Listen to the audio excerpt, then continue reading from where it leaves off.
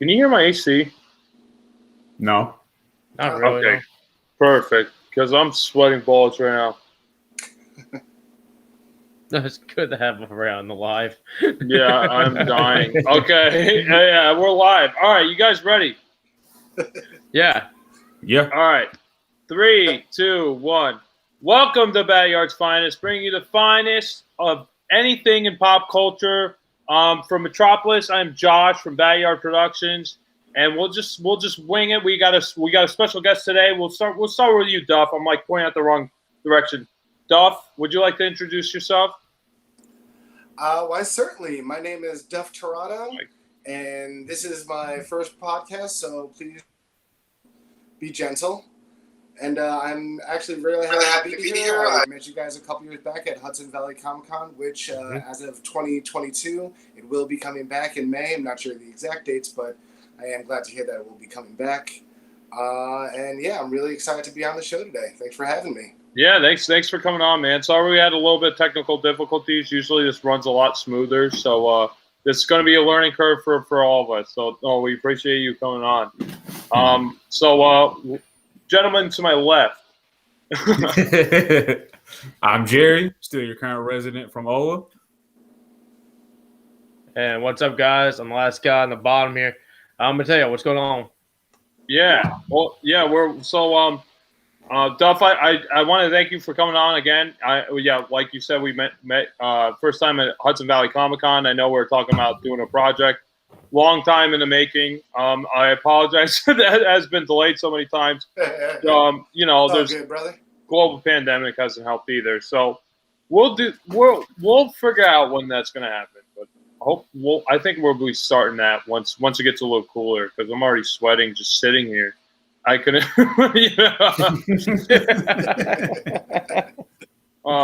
Oh no. So, do you guys? So, this is the portion of the podcast where we talk about BSBS / like any news that comes to mind.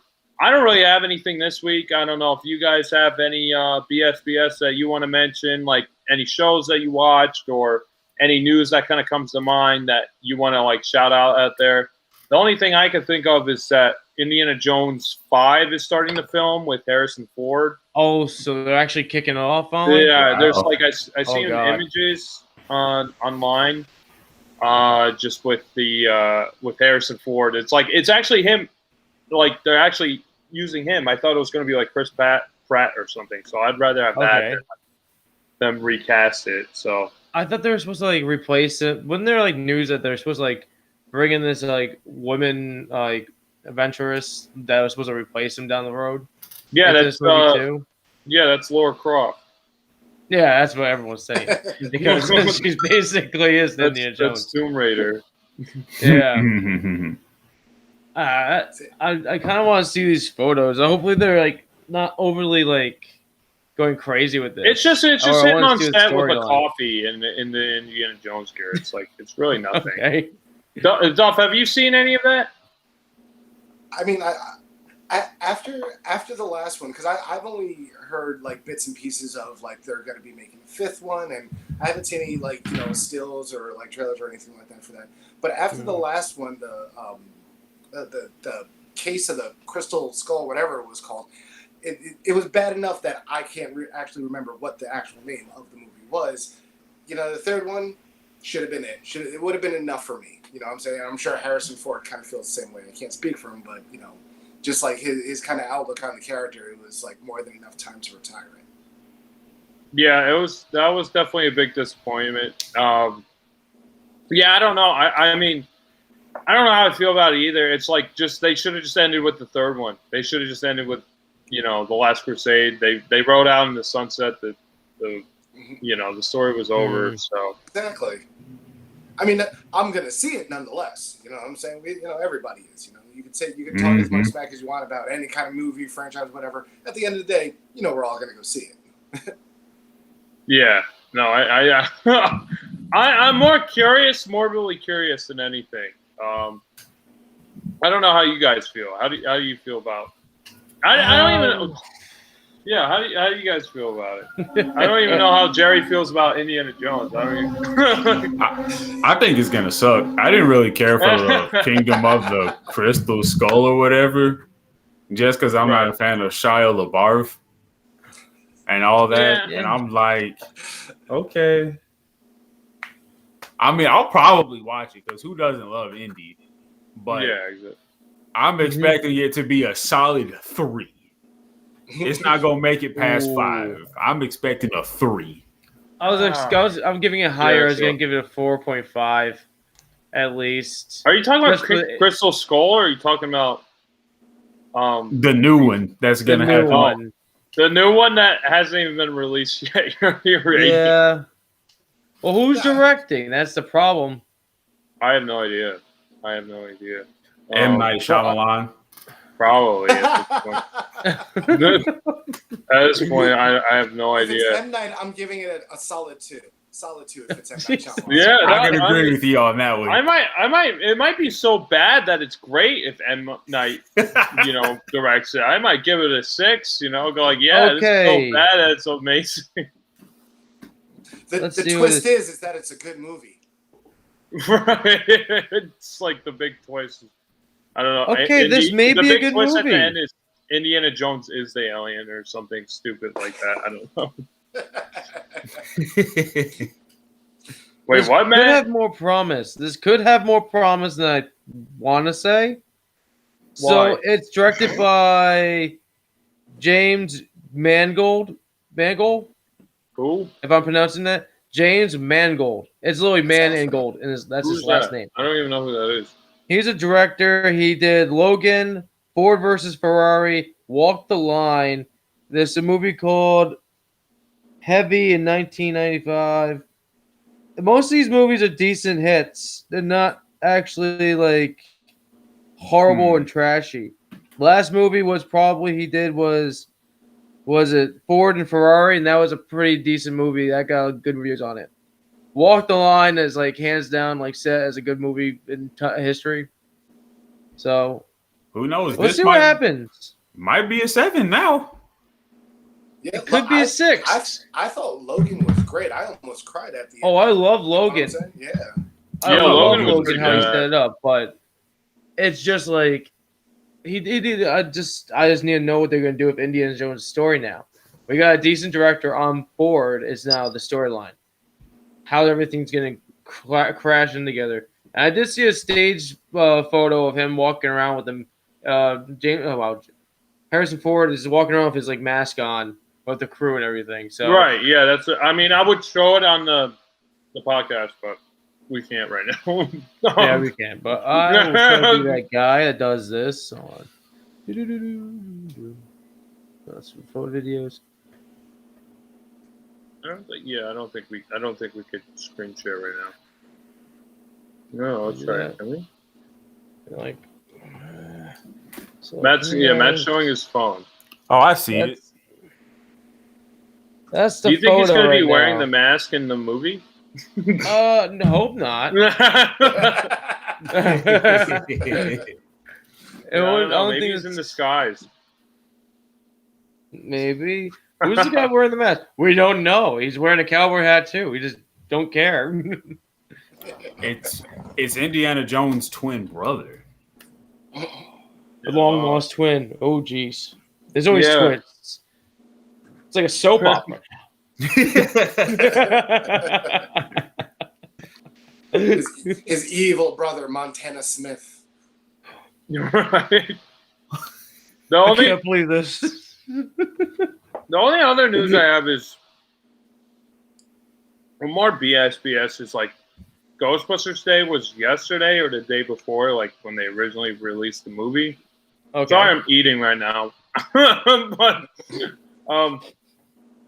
I guess they had like a celebration at the Hook and Ladder like firehouse, like where the original Ghostbusters firehouse is, and it looked like they like brought up the sign and had a whole celebration with like all these Ghostbusters like firehouses and leagues like from all over the country. I know there's like Ghostbusters Hudson Valley, which Mhm. you know we're pretty familiar with. At least I am.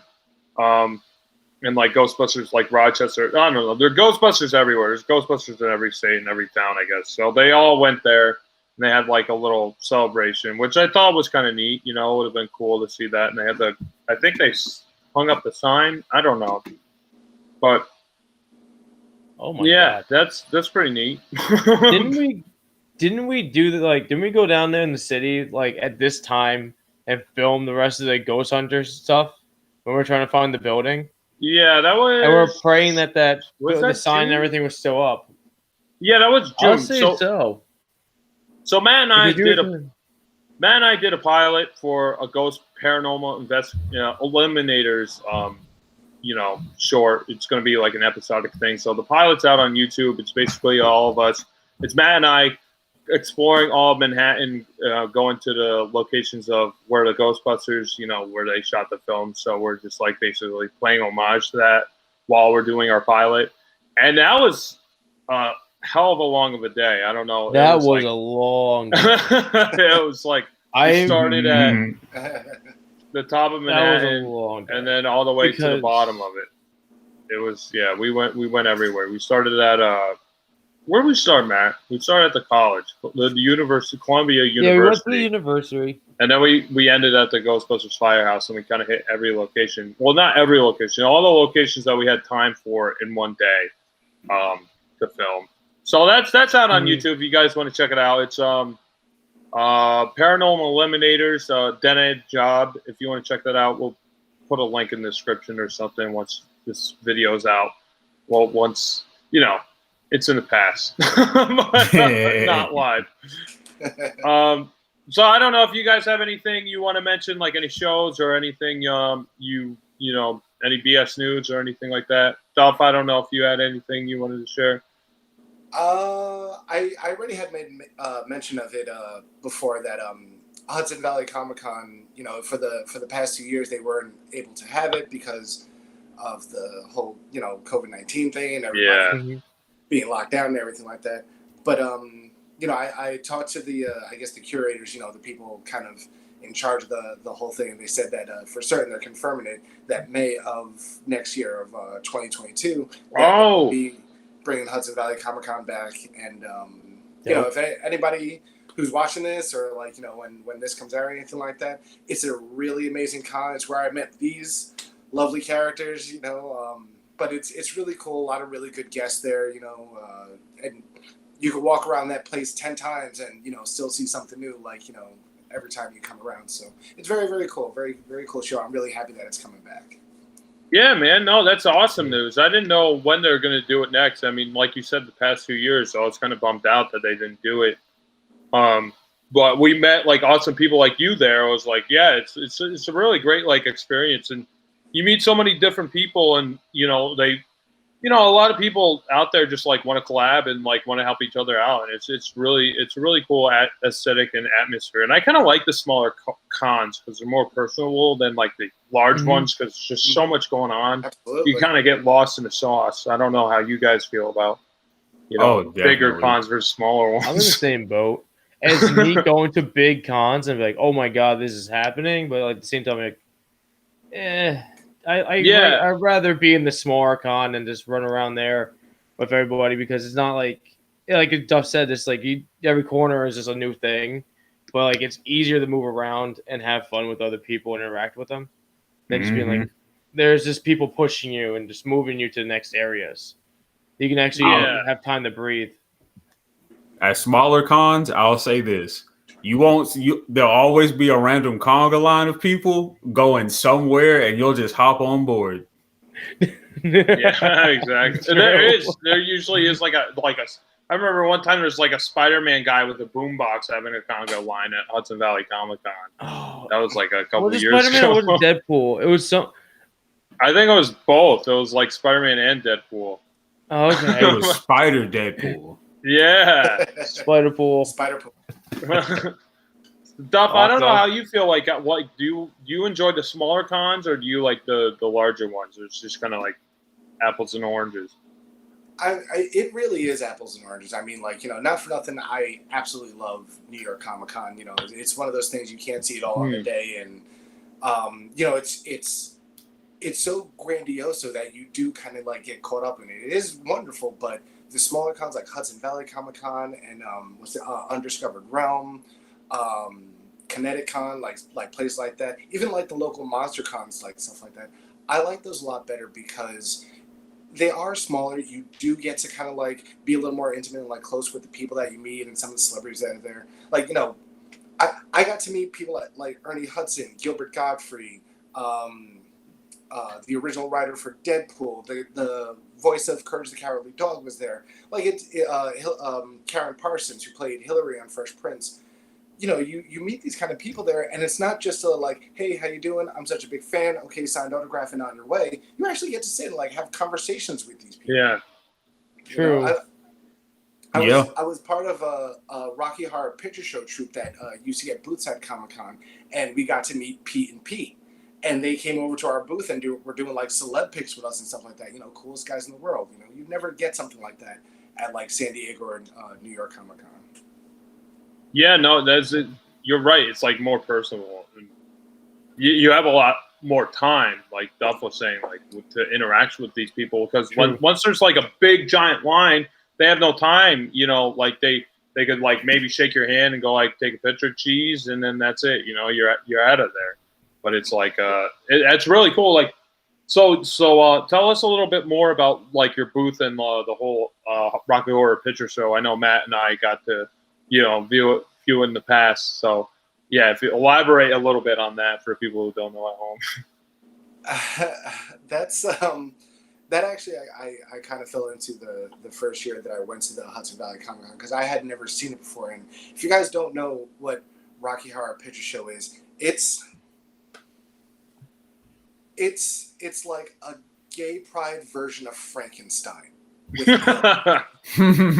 That's probably the best way I really can describe it, because this it's like absolute ridiculous movie, and it's like full of music and Tim Curry's in it, and it's just absolutely like ridiculously amazing. And what we do is we do what's called a shadow cast, which is basically they project the movie on a big screen, and we the actors are on stage acting the movie out, but we're not really singing or speaking. We're just kind of pantomiming along to the movie. But it makes for a very interactive show. Like, we jump into the audience and like sit on people's laps, and we give the audience members things to throw at us, and it's a whole cult following where it's not just a movie anymore that you're watching. It's not just a stage show you're watching. You're watching like this event, and you're kind of taking part of it. People get up and start dancing, and they're yelling profanities at you, which is personally one of my favorite parts. But it's a really cool show. I'm not 100% sure if we our troupe, it's called Apocalypse Cast, Apoco-LIPS Cast, Apocalypse. Right. I'm not sure if we're coming back for 2022, because a lot of the cast members disbanded over the past couple of years, and kind of getting everybody together is kind of like trying to corral kittens. But hopefully, fingers crossed, we'll get something either next year or the following year. But if you ever get an opportunity to see that show or any other troupe do the Shadowcast and Rocky Horror Picture Show, it's like I said, it's an event, man. It changes your life completely, for the better or the worse. I can't say for certain, but it definitely changes your life. Yeah. No, that's really cool that you get the opportunity to do that and get it yourself out there. I think it seems like a really neat way to meet new people and kind of like, embrace the whole pop culture aspect of Rocky Horror Picture Show. It's like you're like in the movie. You are the movie at that point. Oh, absolutely. We did a show, one of the last shows I did a couple years back. We actually did at the Paramount Theater in Peekskill. It was a big, amazing theater. I grew up in Peekskill, so that stage was like, I saw a lot of comedians and bands and all kind of stuff like performing that stage. So it was cool, like being up there.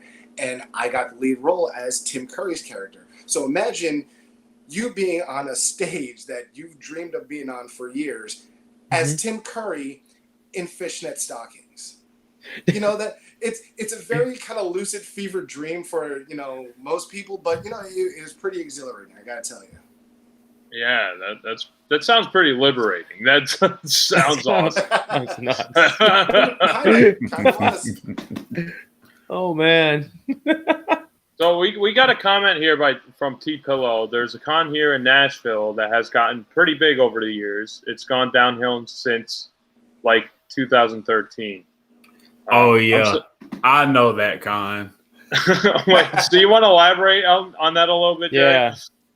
So I'm gonna give away my age by the unwritten laws of a convention. I'm by all means a veteran of this one. I've been going there for the last 13 years. So I've seen it just the rise and fall. It's called MTAC because I live here in Nashville locally. And, like everyone else is saying, it's still a smallish con in comparison because I've met, they've had Jason David Frank. There's the voice of Lord Zed. They had they had Todd Habercorn come. They've had like a lot of pretty big name like voice actors, even cosplayers and different things come here.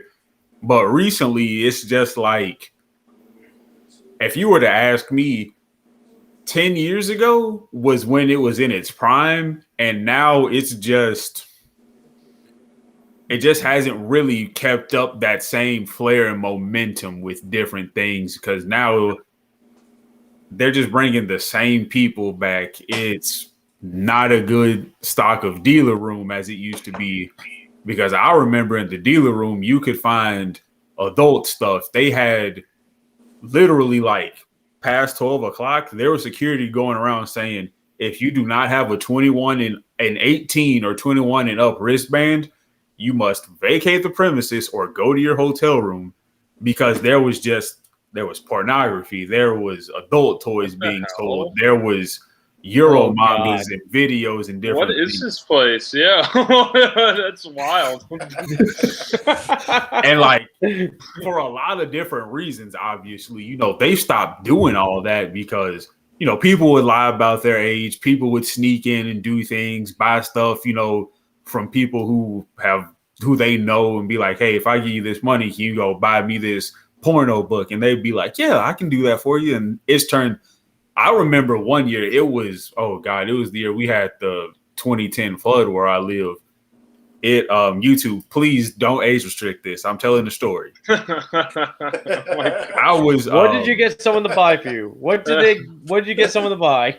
I was in the dealer room and I was looking at some of the different like figures and weapons because the two stalls are right next to each other. And so like these two girls had just made a purchase, you know what I mean? And they just went to town right there. Like the middle of women, children, adults, senior citizens, right there. You got a free show, you're telling us. Oh, yeah, it was great. Were they at least good looking? Like, was it nice to watch, or was it like just like they're just gross and like you're just? It was all right. There was a whole lot of people.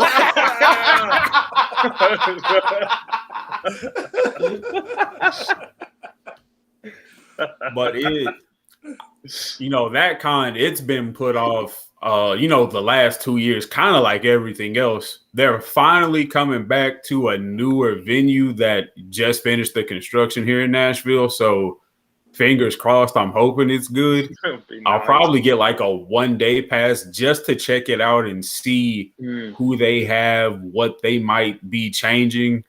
Because really, the last 8 years, it's like eating a bowl of salt. It's dry, bland, and you're killing yourself slowly. Do I get a little bit of blood water? Pressure. Dehydrating yourself. Yeah, salt water. Oh my gosh. I've got so many stories I could tell about this con, but I don't want to take up. I still have my little part of BS. You have to save those for like future episodes because I definitely want. We'll have it on a cliffhanger because I'm definitely interested in the more stuff that you've seen there. That's wild. I can't even imagine that. Oh my god! I've like seen that at a convention. What the hell's going on there? Things that happen down in Nashville, Oh, So we're taking a trip to Nashville, guys. next week I'll share a couple of stories from the con. That'll be my BSBS section. But I did have some news for Marvel fans. Oh wait, Marvel fans. What's that? Oh, I was saying I definitely had some news for Marvel fans. I don't know if everybody's been keeping up with it, but on Disney Plus, Loki just dropped today, which I'm pretty stoked to watch. I didn't even know that was today. And then over the weekend, I went to go see the new Conjuring movie. Highly recommend, by the way, if you're a fan of the paranormal. And during the trailers, they always play the coming soon. And then it got to the Marvel part of it. I was like, oh, we'll probably get like 1 to 2 movies. We're getting 1 to 2 movies plus like 10 more. Like they just confirmed release dates and titles for everything for the next 2 years, I believe. Somebody can correct me if I'm wrong. No, but that's absolutely right. I saw that trailer where it was just like a collage of trailers of all the new Marvel movies coming out over the next 2 years, and it's a lot. They got a lot dropped. Yeah, it is like about like 10 to 12 or so. I know it's double digits. It started hitting me like so fast. We're getting the Eternals, Black Widow, Black Panther, Black Panther Forever, Guardians 3, Thor. Oh God, it's really like so Shang-Chi. There's so much. If you blink, you would miss like a handful of titles. I think I saw like a mild edition of that, but yeah, there's a lot of crap coming from Marvel. Yeah, the stuff I'm most interested in is Guardians 3 because they're getting James Gunn back because they realize, oh, we screwed up because DC has them now for Suicide Squad 2. And I guess a Spider-Man movie with all the Spider-Mans. I don't even know what's going on with that. Oh, yeah. I think that was another title that they either confirmed or said it's happening. It's happening, but I forget they gave it a name already, too. I know it's something because all the Spider-Man movies had home in it. So it was like Homecoming, Far From Home. I think this new one's like A Long Way Home, or it's something like that. But I heard the same exact thing that they're bringing in the multiverse in the new Doctor Strange movie, which is gonna kind of pour over into the Spider-Man movie, which is supposed to bring in like the different Spider-Man, and you're gonna see the Spider-Verse go on and whatnot, have you. Possibly a Miles Morales character, so. Disney, go ahead and give us some more black characters. If you don't, we gonna expose you for your 1920 cartoons. Oh God. Okay, so the movie is called Spider-Man No Way Home. That's it. There it is. Close. Yeah, that's it. But yeah, it's gonna be a lot of things going on with that freaking movie. And supposedly, what did they got? They have Doc Ock from the Tobey Maguire trilogy. So like he's legit, actually from that series. They stated, so it's gonna be weird because for some reason, Bleak. But then the second one, you kind of think he's dead because he sinks to the bottom of the river. But his like little claw keeps like blinking on and off, like sensing like staying there is still consciousness. So we'll never know. It's No Way Home. Okay. I'm reading T-Pill's comments. One just came up just now. But I got some BS too. Have you guys, because we can't go one podcast without mentioning this one man. Zack Snyder. Oh, right. Zack Snyder, pay me money and I will make you sound like Jesus. Oh, God. So, other than him trying to make all these DC movies happen, he dropped He dropped a movie on Netflix that's called The Army of the Dead. It's not a bad movie. It's pretty good. It's not horrible. It's like if you take, to me, it took like a zombie movie, like a standalone zombie movie with like the dead like walking the standard stupid zombies, but they took I Am Legend zombies, like those infected, and they put it right in there too. because there's there's two sets of zombies. They're like basically the dumb and stupid ones that like walk around, but you wake them up, they attack you, and sorts. But then you got the intelligent zombies that actually are well thinking and willing to like act as a team and take down people with no hesitation. Do they drink It's really intelligence weird. serum? No, I don't. They don't really.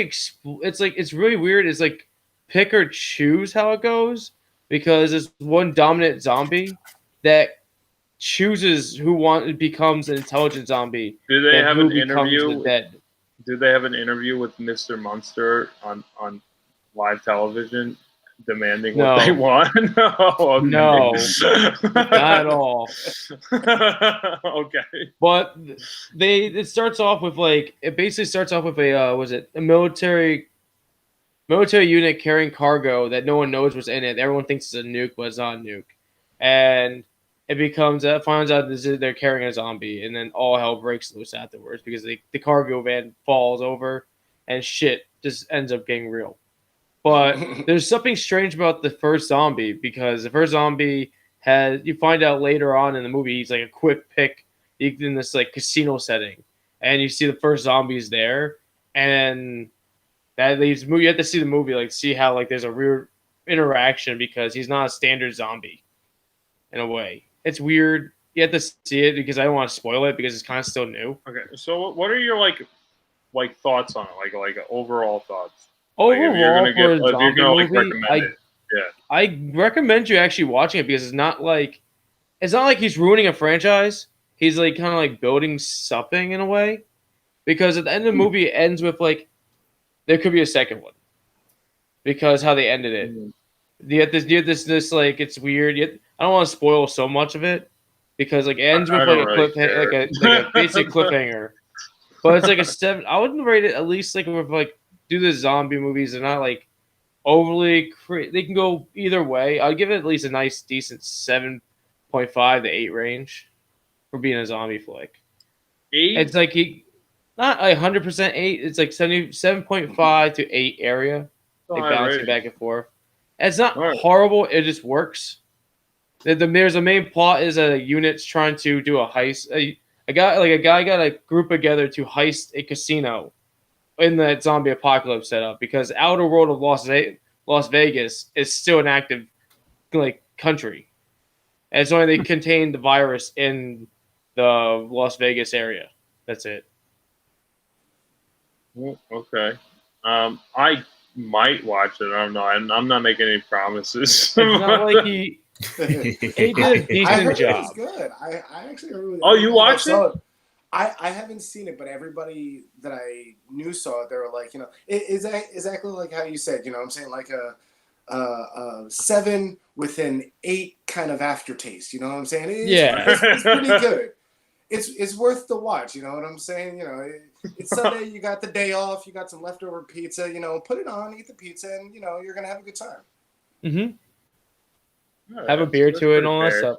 And they didn't they didn't overuse Dave Bautista's like wrestler background. They made him just a constant like he has military background now instead of like being a wrestler. They may have done like maybe 1 or 2 wrestler moves to kill a zombie, and that's basically it. Everything else is more like tactical, get your ass through this area without getting killed. Including they have a badass undead tiger in it. That's like keeps lurking around in it. I've seen the stills and like a few little trailer clips with this badass zombie saber-toothed tiger thing. And I'm like, okay, all right. Yeah, he actually has a pretty good kill scene that is pretty dope. Is it a big part of it, or is it like just in like one segment, like just like one? No, he shows up. The tiger shows up at like three or 4 times in the movie. He shows up for like the beginning when they raid the zombie in Las Vegas. Then like everyone's scared of it. Second time is when there's a giant like action like zombie invasion scene, and the tiger just like I'm just fucking here to watch what happens. And then the next scene is just like shit's going down. And the tiger's like, all right, I'm getting my ass up. So we have a question here from T-Pillow. Matt, since you're the only one who's watched it, I guess you can answer it. There's a chick here. Let's see if we can show it. There's a chick here There's a chick that everyone hates in it, and I'm very interested into why. Do you know why, and do you know what chick this is? Which one? Because they have like at least they have 4 women roles in this one. Which but, one? like, I hate them all. No. It's like they all. No, I don't hate them all. It's like just the one you hate the most. Right. no. It's I think the one she's maybe talking about because no, they all have like decent roles. It's not like I hate them. Like it's like they all have different like things, like different perks and everything. Like they made one more like a shady character that's gonna maybe make you think she's like no one's gonna like her. They got the annoying daughter role that no one is gonna be like a weird like setup for Batista's character. Then you got this one ex-love interest of Batista's that helped set up this unit, and then there's Then there's the pilot that just like woman pilot that's like she talks a lot, but like she just says like some here and there jokes that no one's like kind of gonna get or whoever's gonna get. Like it's weird. Like, but I think she's talking mostly about the daughter because the whole time is the daughter keeps doing. Oh, and then there's this one girl that got herself killed off like in like the first 10 minutes into the movie in which they get into the Las Vegas. But like there's 5 of them. But like I think she's talking about the daughter. Not potentially all of them. It's just how you pick. It's like how you pick a character because there's like some annoying freaking guy characters too in the movie too. Like you pick off. So it's like here and there. It's whoever you gravitate to. I'm not sure like, but everyone that's seen it that has just agreed she's obnoxious shit. I think it's probably made the daughter because the daughter's like flowing against the current of the whole movie because she has her own quest and they kind of wrote her like kind of like weird and like I don't know how to describe it. She has a different tone than everyone else does. She doesn't have the same mission that everyone else has in the movie. She has her own mission. She's trying to find a friend that got sent into the Las Vegas to get some material. This from T-Pillow. Maybe she got some. Did she get somebody killed? Well, no, I don't think that's. Don't think too hard about it. No, I'm not. No, I'm trying. No, I'm thinking about like no. Nobody really. She doesn't kill anyone really killed. Everybody just dies on their own willing, basically, on their fuck ups. And everyone's willing to die in this movie. Well, they kind of know what the fuck's happening. So like, what the goal? What would happen when they take on this mission? They all knew what's gonna happen. If they screw up. So, like, no, she didn't really get anybody killed. There's a lot of shit just happens due to her in the midst. The movie could have probably ended maybe a little bit quicker if she didn't have her own mission. But, whatever. I don't know if that answers your question, T. It doesn't answer because it doesn't. It needs to be more specific. There's a girl there's a chick. Don't, because I'm not Sue myself. Yeah, so the best thing is just watch it and see which one actually, like, what character annoys you the most. I would say if it's out of the women roles, it probably was the daughter. Probably the daughter. Okay, we'll just say it's her. You answered the question. Well, there's some spots. Everyone has an idiot moment. Yeah. So, I guess we should move on to the main topics of discussions. I don't know if you, I'll let you guys kind of pick. I'll do the main event, but if you guys like want to take over for the Twilight Zone episode, we just kind of do a quick synopsis of it, just like what it's about. So, any of you who want to take it, go ahead. The Twilight Zone episode was 100% hilarious. I've watched Twilight Zone.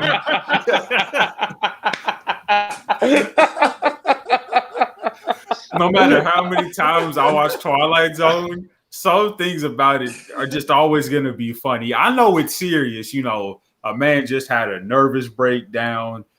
He just got back from the war, so he's obviously suffering from, forms of PTSD and trauma. But when I saw the Gremlin, in this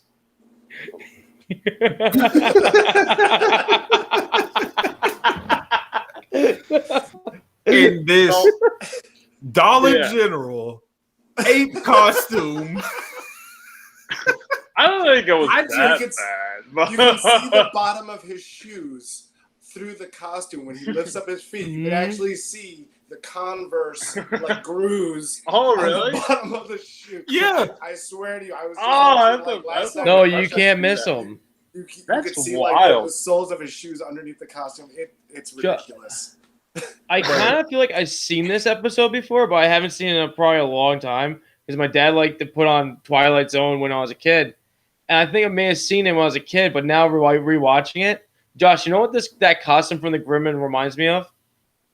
Oh, when we filmed that Star Wars video back when like the casino, the Katina video we made, and I was Chewbacca. That's me without the Chewbacca mask. That's in a furry costume with a hood on me. That's pretty close. He just didn't spill water on his face. That's the only thing. Yeah. That's the only difference. It was like I said, like Jerry said, it's ridiculous. The part when he would jump off the plane and just fly away. Yeah, I was laughing every time he flew away. Yeah, so well, obviously it's in the title. Well, so we're talking about Nightmare at 20,000 Feet, which is the famous William Shatner episode. And it was directed by Richard Donner. So if you guys don't know, Richard Donner has directed Superman, the movie, the first one, Superman the movie, and Goonies and Lethal Weapon, like a bunch of classic movies. And since we're mainly a Batman and Superman, podcast, I thought it was a awesome tie-in. Yeah, so that was kind of like an accidental, happy accident. So, no, I get it. It's comedic, but I think William Shatner, I think a lot of people think he overacts. And when I was watching this, I think he was actually very subtle with his acting. I don't know how you guys I thought it was very perfect. I enjoyed it. For a very anxious guy, for a guy who just suffered a nervous breakdown, now he's seeing, this gremlin thing out on the wing, freaking out and stuff like that. He played it very cool. You know what I'm saying? He was a little more cool, calm, and collect than I expected to be. I like this part when the part when he was getting talked to on the plane. He was freaking out, but then the pilot came down. And he's like, "Sir, you need to kind of calm down because we can't let the other passengers know you're this is happening. We can't let them know that." Yeah, we need to calm them down. Yeah. And then when he notices that he's talking to him in that way of tone, he's like, "This guy thinks I'm crazy," and he switches his mannerisms, and he's like, "I get what you mean. Mm-hmm. Yeah. I'm okay. It's fine.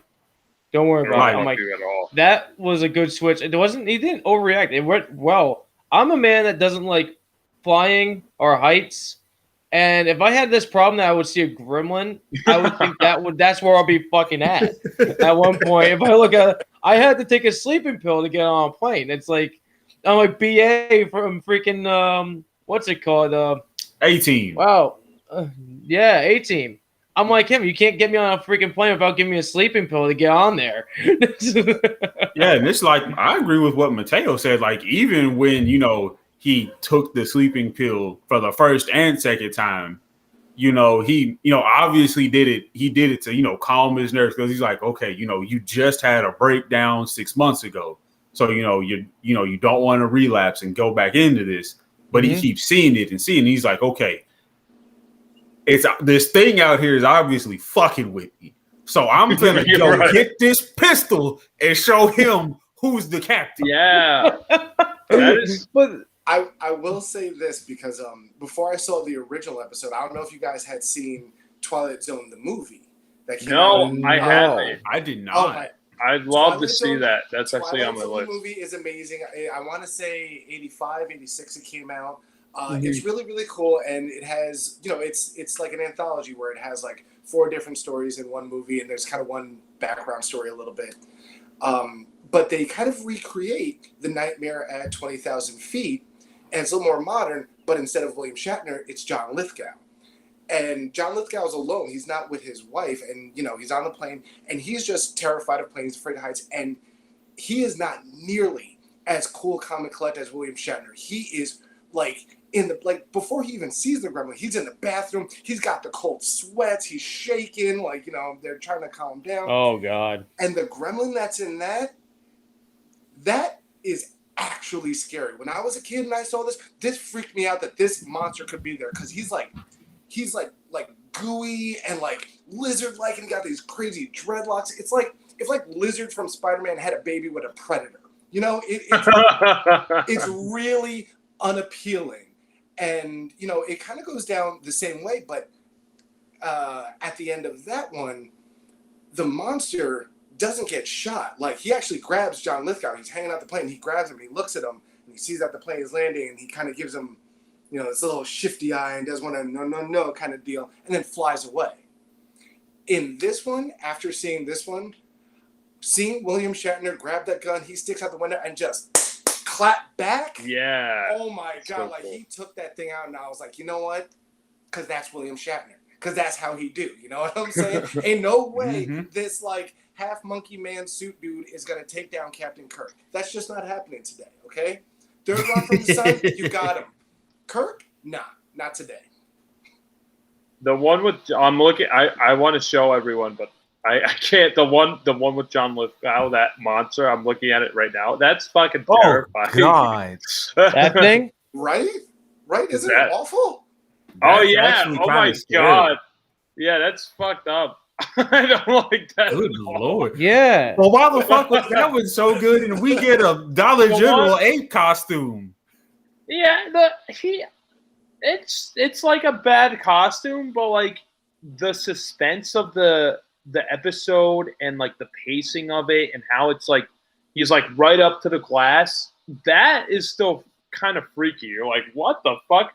And then when he's flying, when he floats off, it's it's funny, but it's almost like you're in a dreamlike state. You're like, what is this? Is this real? Is he going in a psychotic state?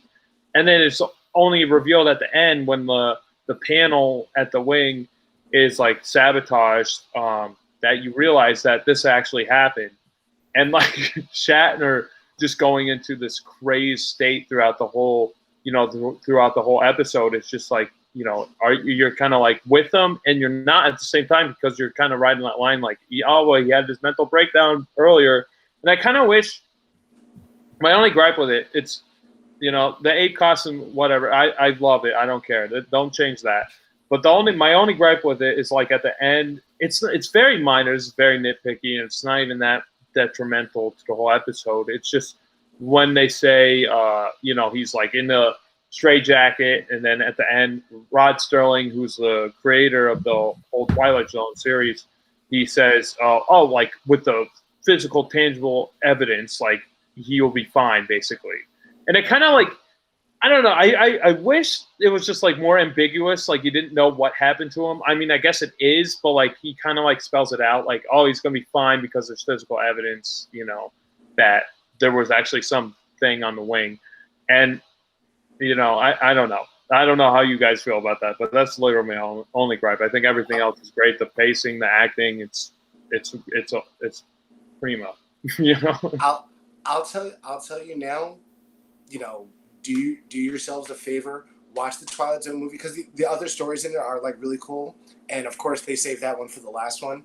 When you watch it and you see the end and something that happens in the beginning of the movie, I don't want to give too much away. It's one of those. It comes full circle, where John Lithgow's character. It's almost kind of like what you had said, Josh, where it's you don't know if he's going to be okay. They see the evidence on the wing, you see the engineers and the guys with the lights at the airport. They're checking out the work guys. They're checking out the plane. They see the wing and it's all ripped up and they're like, oh man, what happened here? And he is taken away in the ambulance. And I don't want to say anything past that, but it's one of those things where it's it does leave you in suspense and you're thinking to yourself, no, he's not gonna be okay. It's kind of bad. But it's good. It's kind of horrifying in the best way.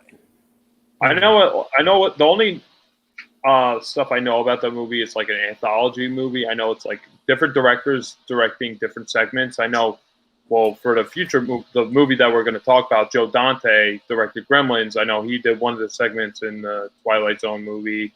I guess it's John Landis and Spielberg. I think Spielberg did one, and maybe someone else. That sounds about right. I couldn't tell you specifically like which one he did or did not do, but there is one when you see it. It is very Spielbergy. You know what I'm saying? It's, it's a little. It's crazy, but it's a little lighter and has like a sweeter ending. And I don't know. I don't know anything about the movie. I just know like more of the behind the scenes, like the directors and everything. And I heard like with one of the segments that they shot, like some crazy accident happened with a helicopter or something, and like actors died on set. I don't know if you know anything about that. That's what I heard. I heard something like horrific happened on like set on one of them. I don't know if that's the movie per se. Like I couldn't tell you one way or another, but I do know that there's an episode of, is it Twilight Zone or Outer Limits where something like that happened. There was somebody like on this carousel or something like that, and the more times you go around the carousel, the younger you get. So it's kind of like a Fountain of Youth thing. But then the carousel spins out of control, and actually on set they had a carousel that spun out of control, and there was a kid stuck on it, and this guy like had tried to save them, and I think they both wound up getting killed in the accident, or maybe the guy did and the kid lived. Is something like something to that effect. Okay. Yeah, I'm looking at it now. Like Twilight Zone. I found it too. So on 1982, I guess that's when the movie came out. There's a crash that killed 3 people on the ground and injured 6 helicopter passengers. Those were killed were actor Vic Morrow and child actors. I can't even pronounce this. Whatever. But the incident led to years of civil and criminal action responsible for introduction of new procedures and safety standards in the filmmaking industry. So I don't. Yeah, that's wild. So I guess during the movie there was an accident. With Duffs. I guess that's another incident that happened to another episode or something. That's really all I know. I think we had to watch it. I saw some photos of the crazy animatronic bunny thing happening, or claymation bunny. That looks pretty freaking terrifying and dope. It's like a magic show that's happening, and he's pulling out this rabbit, and it's like a giant freaking evil looking thing, and I'm like, I kind of want to watch this. Dude, that's a great story in that anthology, and I'll tell you this, not to spoil too much. At least, let's see that one. At least 2 of the stories were spoofed on The Simpsons. Oh, right. In the Treehouse of Horror, it was basically 2 of the stories. It was Terror at 20,000 Feet. And, I know they did that one. And the one with the rabbit. I don't want to tell you the whole plot behind that, because that one that one's hilarious. I think that might be the Spielberg one, but it was spoofed on The Simpsons, one of the Treehouse of Horrors, and that's one of my favorite. Yeah, I know that the 20,000, the Nightmare at 20,000 Feet was spoofed on The Simpsons. It's like it's with Bart Simpson. He's on like the school bus, and then there's like a gremlin on the side of the bus, and no one believes him. That's all I really remember of that episode. I just know it's Bart Simpson instead of William Shatner. But I gotta say though, like the Twilight Zone is so ahead of its time. 1963. This is before William Shatner was even William Shatner. He wasn't even in Star Trek yet. It wasn't even. I think it's like 6 years before Star Trek, or 3 years. So this was basically when he was an unknown, and just how it's shot too. It's like not like a standard television show for that time, and it's not just like still shot. Like the camera would move. There's a lot of close-ups and a lot of intensity. And I think the pacing of the whole episode is just. I think it's perfect. I would like. This is a good starter like episode to introduce someone to the Twilight Zone series and like the whole the aesthetic of the Twilight Zone. And I love how it's black and white. You know, it kind of makes it more eerie and creepy. I know that's not what they're going for. It's just the technology at the time. But I think that presentation just kind of makes it more, I don't know, like it like just makes it more like go like almost old fashioned. Like it's like this could have happened, you know, so long ago, or even, you know, it just kind of makes that other worldly feel to it. And that's what I really enjoy about the Twilight Zone. I know the costumes kind of funny, but I think the just how they shot it, I think they made it as creepy as it possibly could have, especially when it's right up to the glass. I thought that was actually pretty. Oh, that pretty was super creepy. Yeah, you know, like how they shot that. Up in... Yeah, exactly. It's like, no, get the freak away from me, you know. I don't know if you guys have any final thoughts on the Twilight Zone episode Nightmare 20,000 Feet. If I was going to rate it, I'll give it an 8. I'll give it an 8 out of 10. I thought it was amazing. I probably on more watches, I would like give it a higher rating, but I don't know how you guys feel. I'd also give it an 8.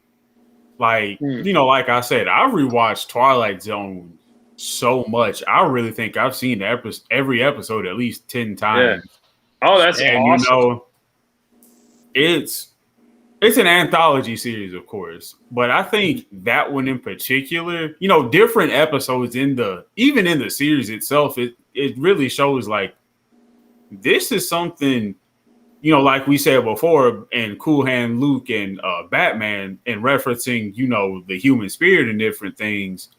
You really don't, you know, it's like people say, you never know what somebody's going through or has been through. Right. And here we are sitting on an airplane with William Shatner for 20 minutes. And it's like, okay, he's calm, he's cool, he's, you know, recovering, he's on the way home with his beautiful wife. Mm-hmm. And then, boom, he just goes down that dark spiral. And, whoops. What? Hello? Can you hear me? I kind of lost you guys. Well, everyone can hear us right now, but we can't hear us. Leah, can you give me a paper towel? I just spilled beer all over me. That's weird. Technical difficulties. You gotta love it. Jerry. I can't hear you guys. I can hear you. So can you guys hear me? I can hear you. I gotta add everyone else. I don't know what happened. It just disconnected. So I'm just gonna do this with my computer kind of on, so you can hear you guys right now. My connection. I can still hear everybody.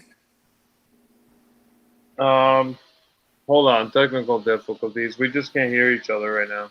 Lovely. Give us 2 minutes, man. Right now.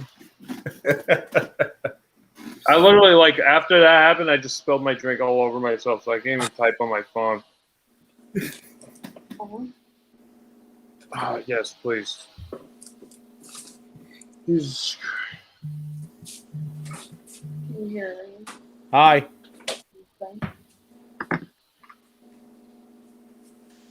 You hear me, Josh? Hello?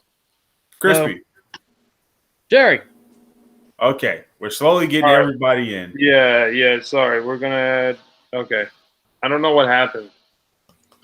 That was really weird.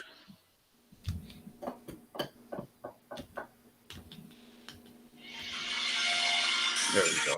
Headphones keep moving out of my ears. Okay. Can you hear me? Yeah, we're just going to merge the call right now. All right, that was really weird. I don't know what happened.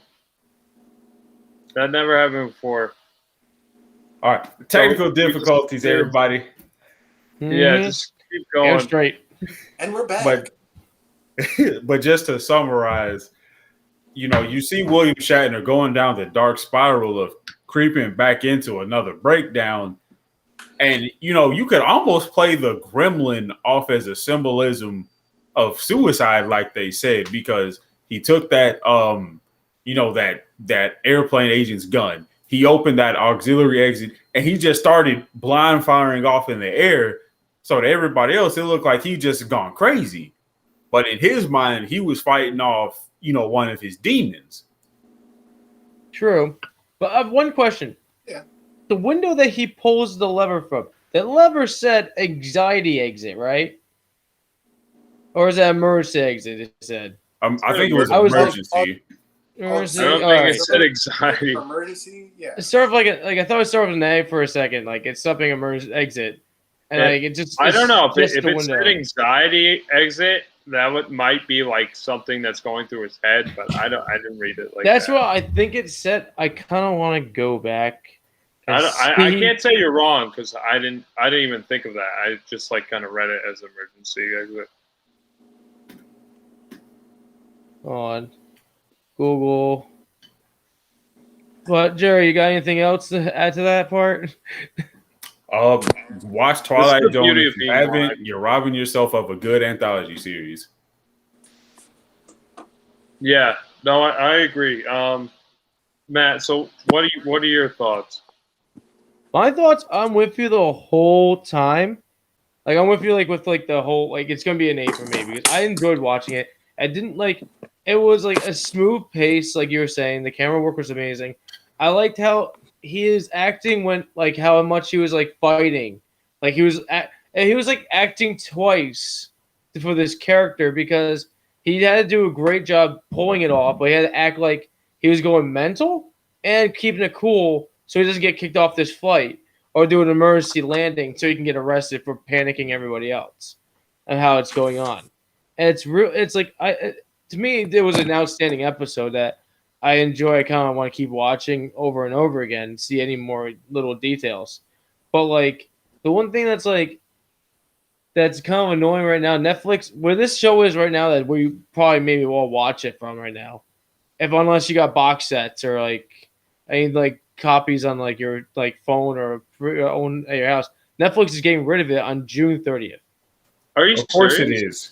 I'm not They joking. had I it for literally so read it. long. It was literally like it's on there saying- for like years. It stated on top, like right underneath, like right above the episodes and everything. They tell you the names. It says series is gonna be taken off Oh, that June 30th. sucks. Because they had it. They literally had that for years. It's You know, been there for so long. But I don't know if they have every season. I know they have a few of them. That's how I was able to watch it recently. But Yeah, they have. I think on Netflix they had every episode. I don't think I don't think it was an issue with that. Yeah, that sucks because that would be like if I didn't know what to pick on Netflix, that would just be like one of my go-tos. I would just like select a random episode of Twilight Zone. And unlike Jerry, I haven't seen every episode, so it was like new and fresh every time I like watched it. And I wish I seen it. I want to watch every episode, so like that kind of is very disappointing. I'm kind of upset. We're going to June 30th. Gotta binge watch it, Josh. Yeah. I don't think I have that kind everything of time. else. Yeah, just stop watching anything. Well, stop giving me fucking crap like Kiss Saves the World or whatever the hell you made me Antonio watch. Park.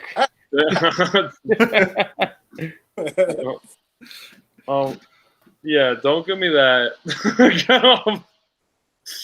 There was something else I wanted to say, but I completely lost it after I spilled my beer on myself. Duff, Duff, what are your final thoughts on the Twilight Zone episode? Well, like I had said before, I hadn't seen the original episode. But before seeing the movie, Right. First, and then I saw the original episode, and the first time I remember watching the original episode, saying to myself, I was like, this is so campy and corny. I was like, the one in the movie was so much like darker and like scarier, and actually like gave me nightmares. But getting into a series like Twilight Zone, and I remember when I was a kid, every New Year's Eve they would have the Twilight Zone marathons, and they would show like 12 hours of like the greatest hits of Twilight Zone. They would show the Talking Tina one. They would show the one where it's the end of the world and the guy has the thick glasses and he breaks them. And I remember seeing all those classic episodes, and I remember seeing the Nightmare at 20,000 Feet over and over again.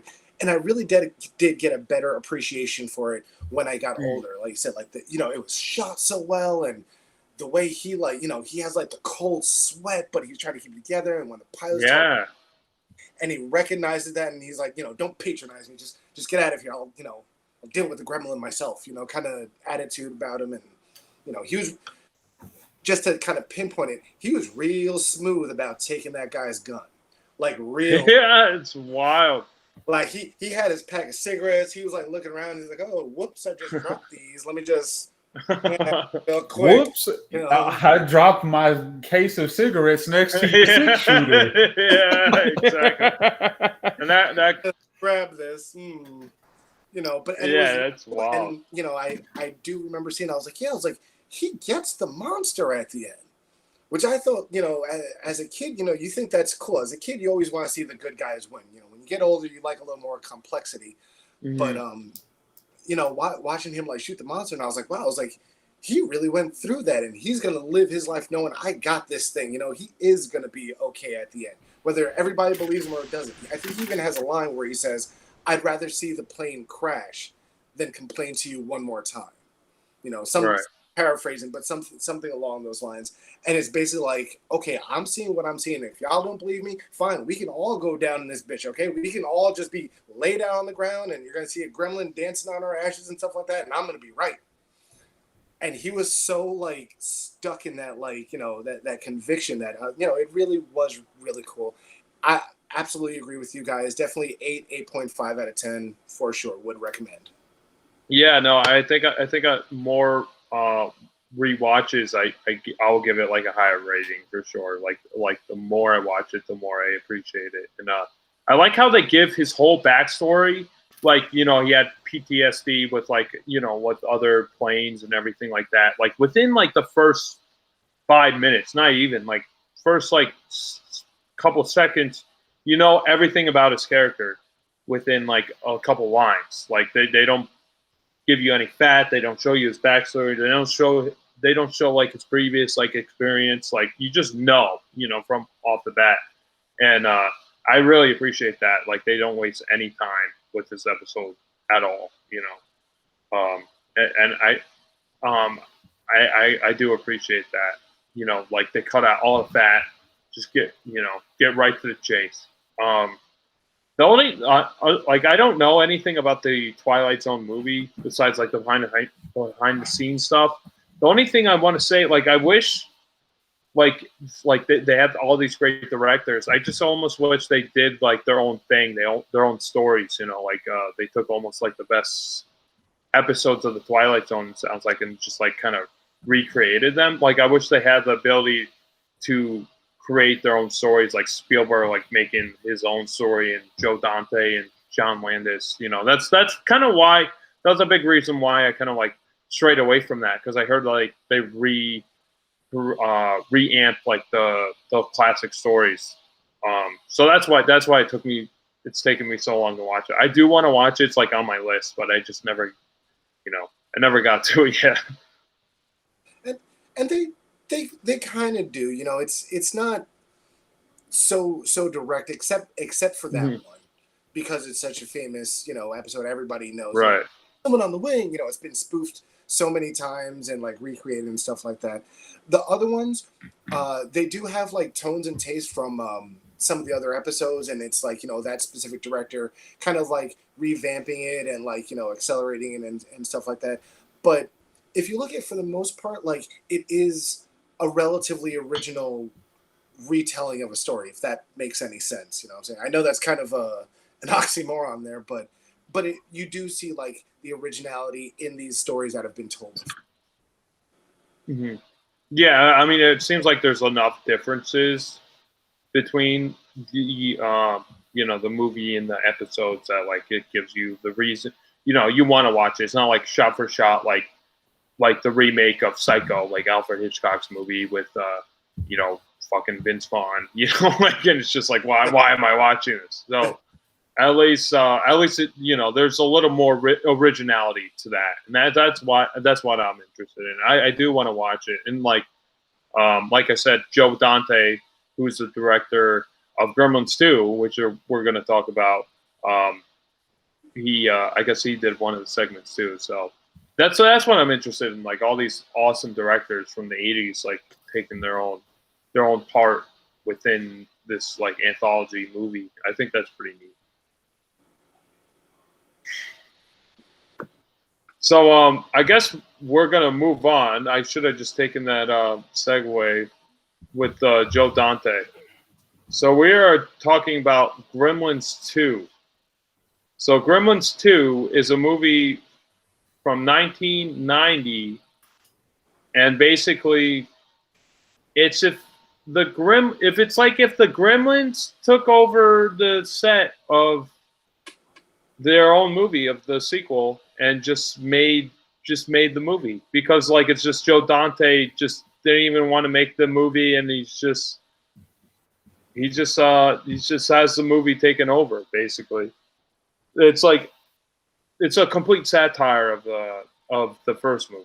Like Joe Dante, it took him so long to make this movie. It was like 6 years from the original, which is 1984, to even make the 1990 movie. And it was just like, oh, well, I think Warner Brothers eventually went up to him and was like, oh, maybe you're the reason why this worked.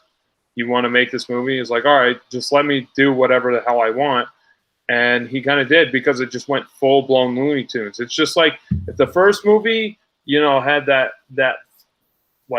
one bar scene where all the gremlins are going wild, and they just like amped that to 11, and that's the whole movie basically. Like it starts out like almost like a traditional sequel, and then it just goes off the rails once the gremlins kind of go in. There's a lot of behind the scenes. Well, even in their behind the scenes, I was watching some of that like on the Blu-ray, and they're like with the interviews, they're like interviewing the actors, and they're saying basically, oh well, the gremlins are taking over the set of the movie, and like they have that little in joke like in the middle of the screening, basically when the projector glow pops off, and the gremlins are like burning their own movie. So that's basically essentially Gremlins 2. It's like beat for beat is almost the same movie, but like just so bananas and Looney Tunes that it just throws all the rules out the window. And that's kind of what makes this movie interesting. I don't know. So Jerry, I know you have a lot to say about this movie. We'll start with you. How do you feel about Gremlins 2? Oh no, I need to sit back for this one. I felt like I was on fucking LSD. This was the first time I have ever watched Gremlins. Oh shit! Wait, any Gremlins? Oh, God. Any Gremlins ever? You never seen the First one? Gremlins. I saw the first one when I was a kid, but that was so long ago. I don't remember much about it. Oh no! Well, you didn't even know there was a second one. I knew there was a third one. I was like, I've never seen the second one on TV, so I was like, maybe. No, there's only two. Oh. They're like, I think they're gonna make a third one or something. It's been in the air for like over 20 years. Yeah. If they're gonna make a third one, it's been up in the air for 20 years. It's so yeah. weird. I seen like some poster or something. Anyway, yeah. You have Gizmo coming back. I was like, okay, that's cool, because I remember Gizmo, the cute little Furby. I was like, yeah, we got the little Furby back. He's gonna do a little song and dance. And then then we got fucking Adolf Hitler come through with the wrench and start beating the fucking water machine and got him wet. And I'm like, okay, here comes Yakko, Wacko, and Dot, and it just. Oh my god. Yeah, I mean, yeah. Actually, the fucking the gremlin with the eyeballs that like is just like twists around and he's all nutty. That one, they all have names. That one's Staffy. So you're not too off. You're not And then like the Billy's redheaded like supervisor or whatever. She's a whole bag. Like she knows he has a woman in his life, and she's like at the dinner table. She's like rubbing her foot on his crotch and stuff. And I'm like, bro, hold on, time out. Nobody has done this since the 1970s. That's not real anymore. So she was fitting to catch a case. Okay, that she was trying to get something, man. This close. Yeah, that was during the Canadian restaurant scene. That setting was so perfect. I love that. That's like this movie is just like you heard that term a gag a minute. This movie is like a gag a second. Like there's always It really was. It's something crazy going on. And then it was a good movie. Don't think I didn't like it. I loved it. I was cracking up. But I'm like, somebody sat someone in a chair, forced them to watch Looney Tunes on a loop for 72 hours and said, write a movie. And this is what we got. I mean, we got Who Framed Roger Rabbit.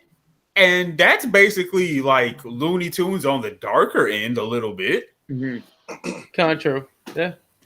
But I really thought it was cool with how they use some of the effects with different things, like the one gremlin who got turned into the living lightning and stuff. Yeah. And how they I can't think of the dude who voiced the gremlin who got the brain juice.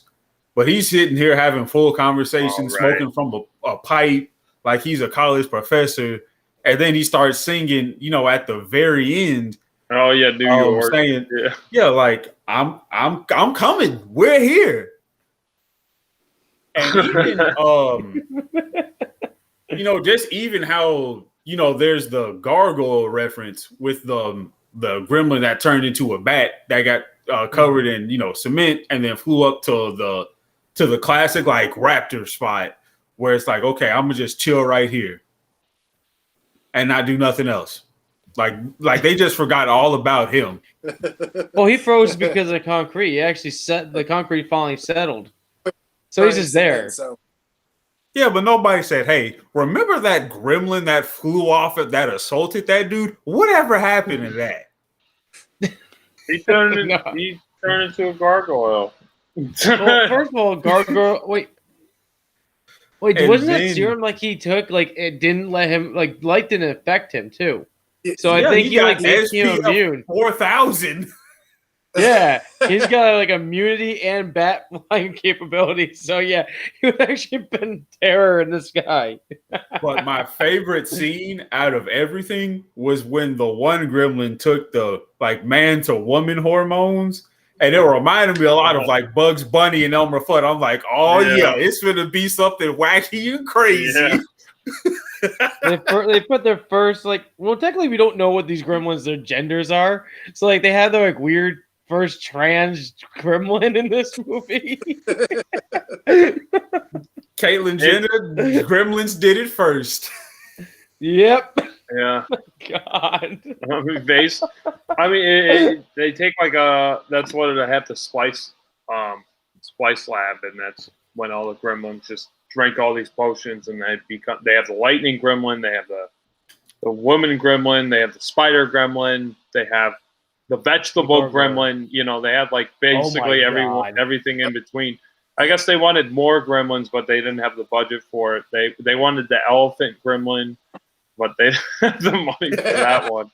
That would have been neat to see. I think that was why they had the elephant in the beginning, like with this in the splicing lab. I think that's why they showed it, but they didn't have the budget to have that. So this movie's complete batshit insane. It's just complete Looney Tunes. If you guys didn't get that from the beginning, the first one is like, it has the comedic beats. They have that wild part at the bar with like all these gremlins like dancing around. Well, like I said, they amped that to like 11, and it's just like that. Once the gremlins come in, like it starts out as like a typical kind of sequel, and then like once the gremlins come in, they just like take over the movie. It's like they literally take over the movie like halfway through at the halfway mark. They had fucking Hulk Hogan there just come through and threaten. Yeah. Like, if you don't put the movie back on, I'm gonna come up there and I'm gonna get Macho Man Randy Savage and Sergeant Payne to lay the smack down on your brother. Yeah. Were they watching What? Wait, what, Duff? I was gonna say real quick, I can't see you guys, but if you've actually seen this movie in theaters when it came out, say aye. Wow. I have not. I was not born yet. I was alive. So full disclosure, I'm probably the oldest person in this room. I was born in 19. So I was 10 years old when this movie came out. Oh, that's wow. That's awesome. But in theaters, I clearly remember, like, Gremlins 2 came out, and I loved the first one so much. I saw the first one 100 times in theaters, like, back when movies cost a nickel, so when the sequel came out, I was super amped up to go see it, and it was at a time where they were still using reel-to-reel films, you know what I'm saying? Right. Films. So sometimes you would go to the theaters, not often, but sometimes you would actually go to theaters, and the projector would get too hot, and the film would actually melt and break, and they would have to stop it and fix it and get the movie going. So here I am with my older brother, and we're watching this movie, and that scene happens where, like, the film starts, like, messing up and then stops, then it melts and it breaks and the screen goes white. Everybody, including myself in the movie, like, oh, come on, like, boo, like, we're all upset. That is awesome. The Gremlins come, Oh, God. figure out it's a goof. The entire audience loses it at this point. They're like, it's like the funniest. And then they bring in, like you said, they bring in Hulk Hogan. The usher goes into the theater for somebody, and he's like, oh, Mr. Hogan, can you help us out? He's like, Gremlins in this theater is that people want hot popcorn and cold sodas and no Gremlins in the projection. And he, like, goes full on Hulkamania, rips his shirt, and you hear the Gremlins in the background. They apologize, and Hulk looks at you, and he was my favorite wrestler at the time, looks dead at me from this big, huge celluloid screen. Like, sorry, folks, this won't happen again. And everybody just cheers. It was like just a beautiful moment in cinematic history during this fever dream of a sequel that everybody just like saw it, and they were like, that was brilliant. Couldn't have done it any better. That's awesome that you had that experience, because I was wondering that too. I was like wondering how audiences kind of grasp that scene, because that must have been such a fun play, like, on the audience. Like, it's basically like Joe Dante playing a joke on the audience themselves, and that's awesome that you had that experience, because when you watch it at home, you obviously know, like, oh yeah, I'm watching it on Blu-ray or streaming it or whatever. And, like, you don't have that direct connection like that. And for you to have that actual experience, like, in the theaters, that's really amazing. Like, that's really cool, because I wish I had that experience, like, seeing this movie, because now I'm actually kind of jealous, because that's really cool. You got to be old like me. Hey, sometimes, like, old dudes are pretty cool, man. We got we get to go through stuff like that, and it's moments like this that make it worth it. Okay, you know what I'm saying? Years ago, when I was a nerd, like, super into Gremlins and comics and stuff like that, when I was telling everybody, like, how awesome this scene was, you know what I'm saying? Whatever, nerd, get out of here. But now that it's become, like, such a cult classic, to say, like, I was there, man, I saw it, and like, wow, that's so cool. And it really was exactly how you would expect it to be. Yeah. You know what I'm saying? He like gassed the whole audience. You know what I'm saying? Just like one, like, incredible practical joke, it's kind of like what this movie is. It's kind of one practical joke after another, with the throwbacks to the first one, with, in the first one, when Phoebe Cates talks about how her father passed away because he played Santa. And the second one, she talks about her experience on, it was like President's Day, and she sees a guy that looks like Abraham Lincoln, and they're like, okay, that's enough of that story. Like, let's not talk about that. It kind of makes light of itself. It almost makes fun of itself, and that's really great. I think that's amazing. I know that scene is like a reflection on I forget the guy's name. It was like from the 1950s. It was like this movie called The Tingler, and like during that day they would have like flying skeletons through the theaters and stuff. And I know Joe Dante is like a big fan of like all these movies from like the 1950s, and he had Christopher Lee, obviously in the movie. So like he's a big fan of Dracula, and like I guess like during those movies they would have like flying skeletons, and like the Tingler was like some like, I don't know, some creature that would be on your spine, and it would just like take over your mind, and they would have like seats that would gyrate. So it was like almost like a reflection on that. So it's kind of cool how he just kind of like, well, it's very hard to play a trick on the audience today. Like you can't just like today maybe you could have like a glitch on the screen, maybe I don't know. It's like you can't do the same thing with the audiences like at home, like and even like the theater going experience. It's almost becoming like not as an active thing as it once was, you know, for many reasons that we don't need to get into because but it's like it's very hard to kind of do that, and like that was like at the perfect time to really still be able to play tricks on the audience themselves. So that's what I really appreciate about this movie.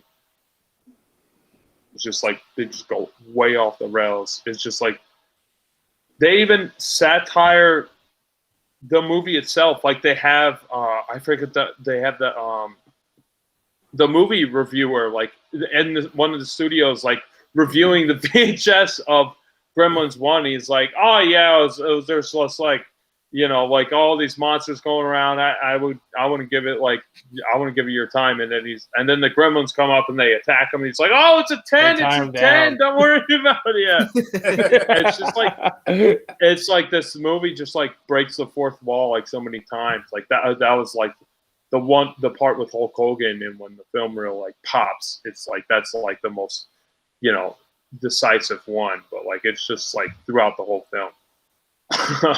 But I haven't seen this movie in like 10 years, so that's why I recommended it this week. I mean, obviously the connection with Twilight Zone episode we just previously talked about. They're both Gremlins, and I've seen the first one so many times.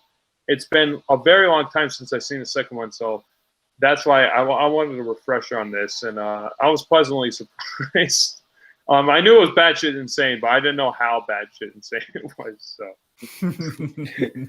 And I will say, after rewatching Terror at 20,000 feet, now just follow me on this little conspiracy theory that I have here. I believe that William Shatner's character, after he got like put away, divorced his wife, changed his identity, remarried, and he's the new Mr. Futterman. That would have been actually interesting if they had William Shatner in the movie. I'm surprised he didn't do that, Joe Dante. That would have actually been really cool because you know it's the Twilight Zone connection because he directed like one of the segments in the movie. So that I'm actually very surprised he didn't do that because like I could totally see him do that. He had like freaking references to literally every movie ever made, basically, in the second one. So that would have been really cool. You know, and then the first one, you think Mr. Futterman's dead too. So it's like when he gets like bulldozed down with the Gremlins. Sorry, Jerry. Spoilers, but I guess he's alive in this one. He's just going to visit Billy Peltzer, even though they're not related. Like in New York City, he's like, "Yeah, I'm here." Oh wait, you can't stay here. Okay, bye, Billy. You know. So Matt, what are your thoughts on Gremlins 2? Like oh, I enjoy it. I love it. I basically re-up watching it. I think I watched it more than the originals when I was a kid because how crazy and fun and like energetic it was. Mm-hmm. I kind of grasped it more than the first one because the first one was more of like, I would say more of the darker twist to it because they're trying to give you this good adventure story, but give it more of a horror taste of all these creatures that are really batshit crazy that ruins everything because the story is that the neighborhood friend the friend of the family that comes and visits him in the second movie states that back in the war a lot of pilots would see these gremlins on the planes and dismantling their planes while they're flying. They would crash and everything, or they see them on other people's planes and everything, seeing it happen to them, and there'd be a lot of that instance. So like him stating that, then you start seeing the actual real gremlins taking things apart in the movie, made it more like, oh god, this guy wasn't crazy. And he has that realization in the first one, like, so I wasn't crazy. That's one of my favorite parts in the first movie, him realizing the gremlins are real. But like that's such a different tie to this one. You got so much stuff happening, and it's like you guys keep saying, like mentioning all these different gremlins and things are happening. They're in a skyscraper that they have like so many floors for these gremlins to play and grow and keep gathering more of their little gremlin army to just flood out to New York City. They're not. Are they? They're in New York City or? Yeah, they're in New York. Yeah, they're in New York. In New York City. So they flood. So they can flood it. So like at the end of the movie, they're like, "How do we stop them?" Because they had the plan to escape into the city at midnight, like right at midnight, like when it is dark. And they're like, "We put a giant freaking shroud over the freaking building that shows it's still daytime." No, they show it's nighttime, so they run out at daytime in the streets. I believe, right? It was. I'm not remembering. Yeah, they make it look like it's nighttime during the day, nighttime, so they can run out and kill themselves like lemmings. Yeah, but they haven't done it yet. So like they didn't know there was a super smart. I actually enjoy that character so much, the super smart gremlin, because he just says all kinds of weird shit and is like actually interacting with everybody. And there's one other character that I kind of enjoy. He's more of like the side character in the show, in the movie. He was the Dracula character. He wants a bigger role in the TV programs. He wants to be the news reporter. He wants to like be a news reporter and everything. And he got his time to shine while this is happening to report all the incidents happening in the skyscraper. But I love the design of him because he kind of reminds me more like the grandpa from the Munsters. He kind of gives me that vibe. That's definitely I was like, what this is freaking awesome. Yeah. And like it's just like good little hints. I did love all the little. I love all like the little here and there like gremlins they had. And like you named them all. They're all the ones I enjoyed the most. But the funniest part when the one that decided to drink the hormone change serum. I love the part when the guy gets caught in the bathroom and he accepts his fucking fate afterward. He just accepts his fate to the freaking to her. I'm like, at the time when I first saw it, I was very little. I really didn't understand the whole thing. What's happening? I'm like, okay, there's something weird's happening. Then later on, I got older and I watched it more. I'm like, oh, that's just gross.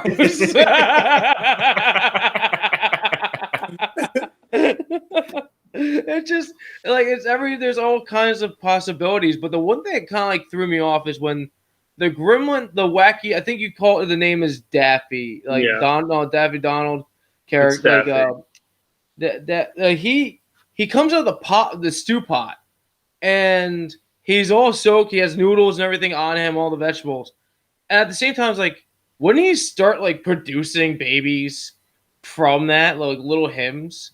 So I don't remember them actually showing like him like shooting little baby gremlins off. He just pops out of this pot. From the pot? What was in the pot? Like when he's in the It was like a stew. Apartment? There was like a stew thing. I think it's like a stew.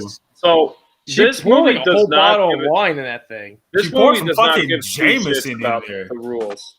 It does not give two shits about the rules because literally in the first fucking 10 minutes, not even like 5 minutes, when Gizmo is running from the old antique shop that he lives in, he runs out. It's broad daylight. He's running through the streets of New York. He should have been on fire. Dead as shit. Yeah, exactly. Like this movie does not care about the rules. So like even those like little like insignificant yes, Daffy should have multiplied. Freaking Gizmo should have exploded in the first 5 minutes of the movie, and they don't care. This movie is just like, we don't care about the rules. We just make fun of them. They even have that scene when they're when Billy Peltzer is explaining it to like the people looking over the monitors, or like, oh, what happens when they go over a time zone? It's always midnight somewhere, and then a gremlin pops up out of fucking nowhere. It's like, that scene that actually gets you. You're like, oh shit, this is like, it's almost like a real, like this is like a oh shit moment. Like this is actually a real threat. And then the rest of it is just like fucking Looney Tunes. There's only like a couple scenes where it's actually like a thriller, like where it's like actually scary. Like there's that scene where he pops out for that 1 second, and then the elevator scene with Phoebe Cates where the Gremlins' arms are coming through, and that I love with that scene when she's like, oh, like she's like, sound alarm, and then the Gremlin's like, that was like one of my favorite jokes in the movie. And then, that was great. And also the spider gremlin, like that was actually like kind of like the tension was like pretty high Well, all the rest of it, like, it was just Looney Tunes. Like, it was just like they did not care about the rules. They literally started out with the Looney Tunes cartoon. So, like, that's like setting the tone. Like, we don't give a shit. We have no rules. We have cartoon logic right now. And the thing with the gargoyle gremlin, I like that part when it became the bat, and then it became a gargoyle. It was like so ridiculous, and Mr. Futterman's like fighting it off, and all the New Yorkers passing by, they don't even look at they might look at him and just like walk by. And that's a complete New York mentality. They don't care. It's like, oh yeah, whatever. We're used to fucking anything, like a flying gremlin going around, whatever. I don't care about you. I got some places to go, people to see, and that was funny too. Like I like those jokes. I almost like this movie more in paper than like in execution. I don't know. Like I really like this movie, but I like the first one a lot more. I like how it's like more scary, and there's those very thriller-esque like scenes. Like it's actually like, oh shit, like this is a real threat. Like this is just Looney Tunes and they don't care. But that's almost the beauty of it. They like throw all the rules out the window, and it's like for such a big budget like sequel, you would expect it to just kind of do more of the same, and they do, but they're just like they just kind of throw it on upside down. It's just like we don't care, So that's the fun part of it. Yeah, they do keep like there's always gonna be that one bad batch of like gremlins as like that one guy that always has the mohawk. That gives you that's the one thing they keep leading off with. That's like the main like piece of like constant repeat. So like I kind of like we were discussing before. Like if there's a Gremlins 3, are we gonna have another hair like a mohawk styled gremlin, or are we gonna have another just a badass one that's just like whatever it is? Yeah, the first one's Stripe. I think the second one's Mohawk, if I'm not mistaken. I thought they were both Stripe. I could be mistaken, but I thought they were both called Stripe. Like he was, whenever Gizmo, I guess, produces offspring, like that's the one that's the constant, is the alpha is Stripe.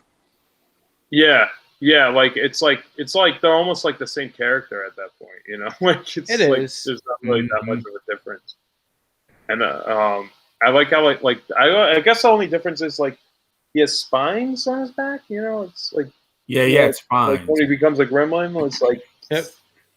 But other than that, it's like the same thing. And like the Mogwai are fucking assholes before they even become gremlins. They're just like oh yeah.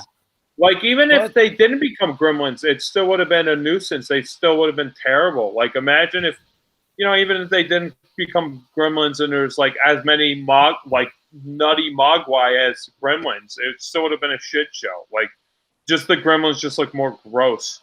I think it's more of a visual aesthetic, I kind of like that they give them character before the actual mayhem actually started. So you'd be like, okay, so these guys do get turned to gremlins. Well, this is what we're going to be expecting, but 20 times worse in our hand, like in the other hands when that does happen.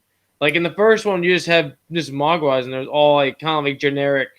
I'm just a baby. They're all like the same looking, yeah. The same thing. They're more giving them all personality. Yeah, giving them all the goofiness is like they're all little like mannerisms and characters. It gives them more feel like what's gonna happen, and then what other creatures will come through in this batch that they keep spawning, and like it gives it like the little hint, like cool little hint of it. Yeah, I really thought that was good, especially considering, I don't know if you guys noticed it, but each of them had its own distinctive like pattern and color on its fur. Yeah. One of them was black and white, and another would be like a golden brown, and another was like tan, and that just played into this one's a goofball. This one is obviously going to be running Hell's Angels, and this other one, he just doesn't really give two fucks about whatever's happening. Yeah. And then turn into gremlins, boom. It's literally like puberty on steroids. Okay, now we got them putting pots in microwaves, starting fires and stuff. We got Daffy in the stew pot full of Jameson, like throwing the vegetables and stuff and like shooting her with the turkey baster. and they're just causing as much chaos and mayhem as they see fit without giving real regard to any other living creature safety but their own. Well, it's really for their own amusement. Because like when they were in the Splice Lab and one of them got a hold of some acid and it said, "Do not throw on face." Boom. And then they started doing Phantom of the Opera. I'm like, well, what the fuck is this? Yeah. They have like 2 or 3 Phantom of the Opera jokes in this movie. Like he gets acid, and then at the end he reveals his face. It's like so many. Even after they start multiplying, they all have a lust for chaos, but even their individual like quirks and personalities are different from each other. No 2 gremlins will ever be the same. Yeah, the puppetry, especially in this one, is a lot more. It's definitely improved from the first one. Like, there's one scene where Dr. Catheter, which is Christopher Lee's character, He's like basically like he grabs Gizmo and he throws him back into the cage after he's doing that dancing number to that Fats Domino song, and he goes through so many different emotions, like his articulation, his face, like he goes from shock to absolute horror in just like one fluid movement, and you're like, oh wow, like these things can really like express them like very physically. And like in the first movie, it was like more subtle. They actually look.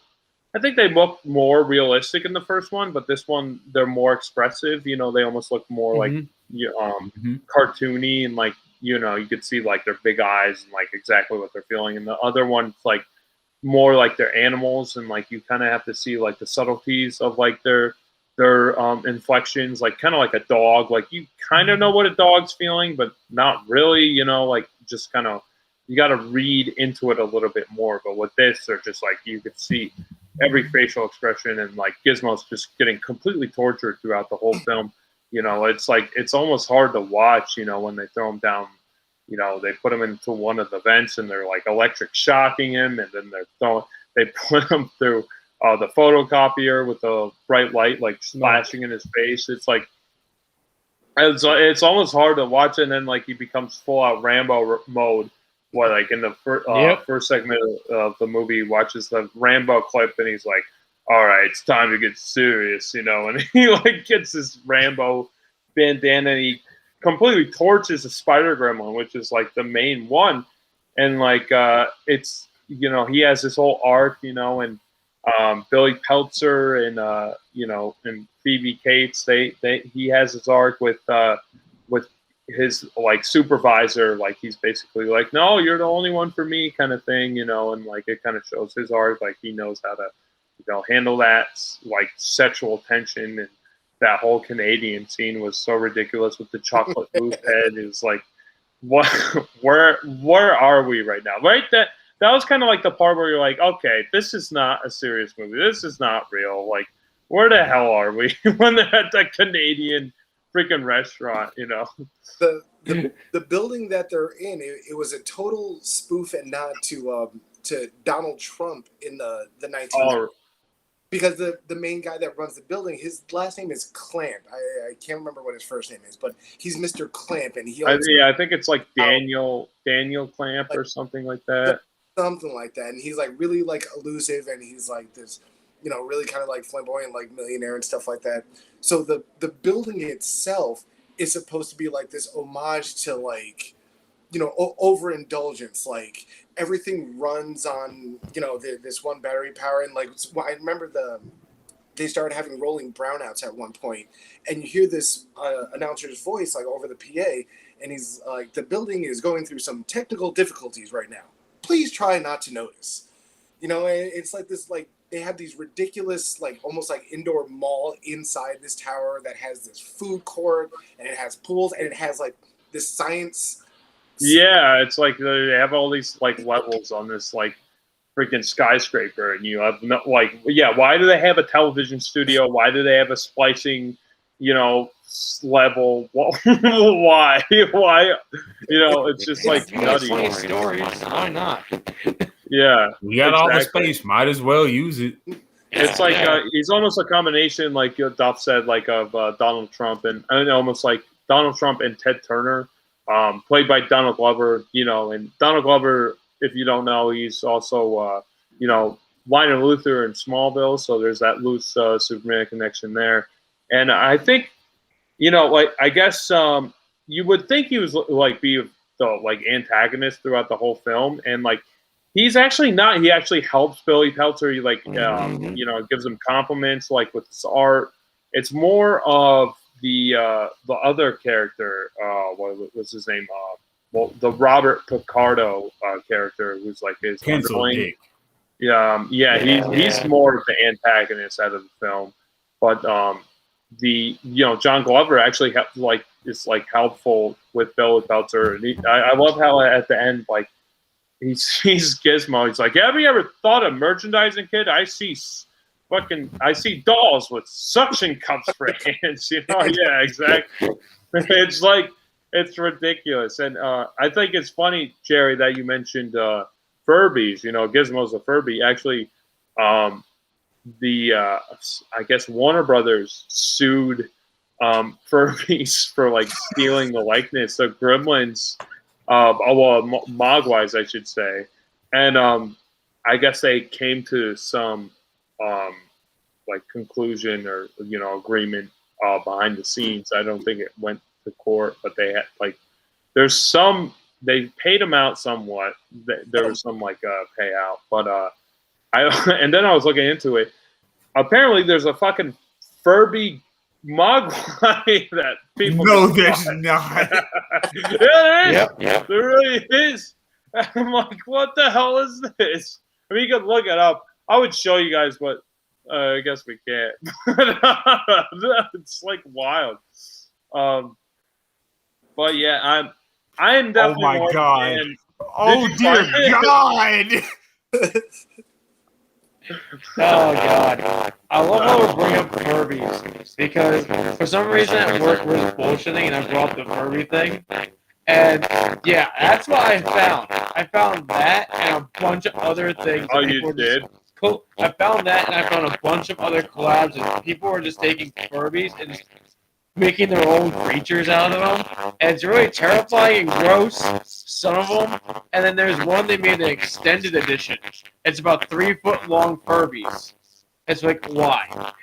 No, yeah, I guess that was the Furby was officially licensed. It was Gremlins. Maybe that was after the victory. They made a Mogwai. Is this what you're talking about? This is horrifying. Yes, that's one of them. That's one of them. Oh no, that's god awful. That's one not of what them. I'm talking about at all. That's terrible. No, There's one somebody. Oh There's god! one that's like a frog style. That's There's not, one that's that's not it at all. No, there's one that's a There's frog an style actual that has official Gremlin Furby thing.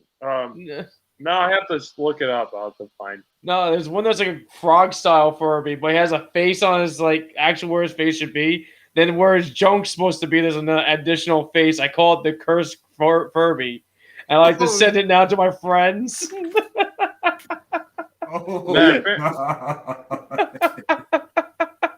It doesn't make sense. It's terrifying. It's what people do with the Furbies is why. I just remember the reason why we went to Furby talk. We were talking about old McDonald's toys. That was it. And McDonald's put out those cheap ass Furbies. Oh, and those off-brand Furbies that they didn't get sued for. Yep. This is the Furby thing. If I could.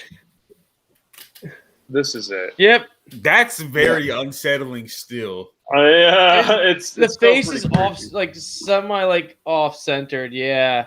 I hate all of it. That's a little bit. That's a little bit pretty better, close. But that's A nightmare. so cringes. People have said there's a bad echo on your end. I don't know what that is. Really? I don't know why. Echo. Echo. Good now. Plug him back in. What? Anything else? Hello? Bad echo still?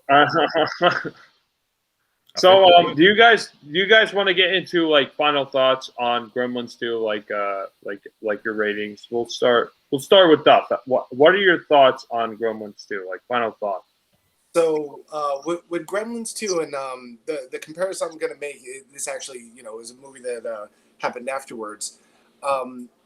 Sometimes there's a movie that comes out that when it comes out, it's kind of like, a little bit serious, but still kind of funny, like Gremlins was.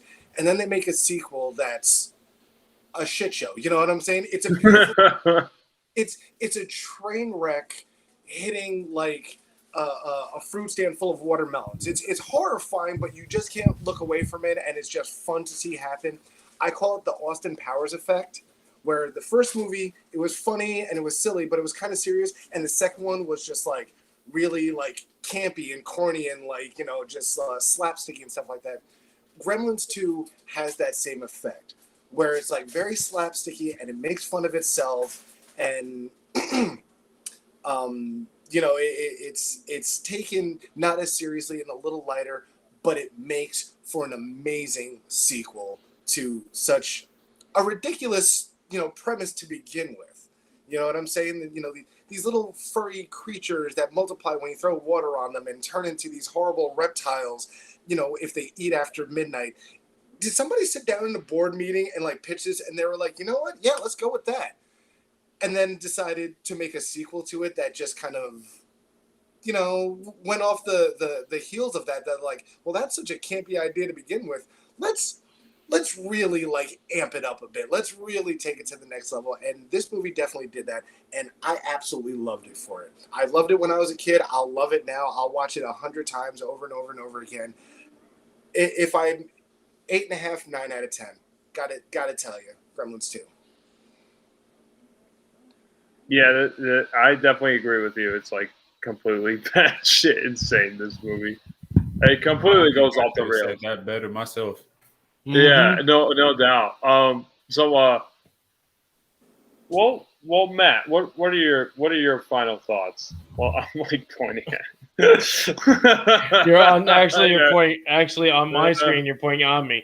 So yeah, that works. I can't say it better than Duff. Duff said it really great. But like, yeah, it is a roller coaster. The whole thing. Yeah, it's a freaking roller coaster of all kinds of thoughts. And I love how he gave it that awesome power effect. Yeah, it has. You are right. That's right. That's where this movie would end up with. But like, if you want a good laugh and enjoy it in like a crazy ride, go for this movie, because it's just like, you would think you think they're going a path, then they're going to go a different path. There's going to be so many different here and there turns that you're not going to be like knowing what to do. There's like things in backgrounds of all Gremlins doing crazy things. So if you really want to go in depth, watch it more than just once to see everything that's happening. Yeah, because everything's new. It's like a new thing in every clip. There's like additional things happening. It doesn't make sense, but that's Gremlins.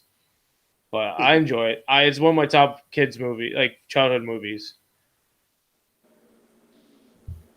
Oh, we'll go with Jerry. Wait, I agree with like everybody else has been saying. This movie is such, not only effects, but the storytelling, the pacing, the just off the wall, really the best way of bringing cartoons to real life without using a weird animation and just having, puppetry, animatronics on certain things. And even just how the Gremlins at certain points take over the story. You can't get a better family movie than that. I mean, I say this is my first one, but I did watch the first one. This was back when I was probably like 5-6 years old, so I don't remember much. But watching Gremlins 2 for the first time just ever, this is what it means to make a well-made, not only sequel, but having fun with your audience and the movie too. Absolutely.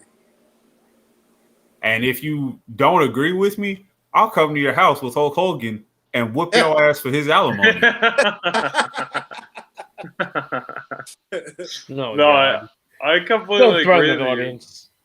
I definitely I would say if you're like a fan of the first one, if you're like want that tone, you're not really gonna get that. You're gonna get some of that out of this movie, but not. It's like completely a 180. It's just like a fraction. It doesn't really take itself seriously like at all. It starts off as a traditional sequel, and then it just like completely flips it on its head. And if you wanna watch like if you want to understand like all the references and all the things that are going on and like all the inspirations, I would definitely recommend watching the Blu-ray commentary with Joe Dante. There's like a lot of insight. He has the puppeteers, Zach Galligan, who plays Billy Peltzer. The commentary is actually very insightful. And if you want to know like why this is in the movie or what this is referencing, I would definitely recommend watching the commentaries. There's a lot of knowledge that he puts down on there, and the only thing I want to mention is Rick Baker, who did the puppetry for the sequel, is a master at his craft, and he definitely is commendable. He definitely deserves all the praisal that he gets, because all the puppets in this movie are just they're really articulate and really fascinating to look at. Like if this movie was made today and it was all CGI, it would not nearly have any it would suck that it has.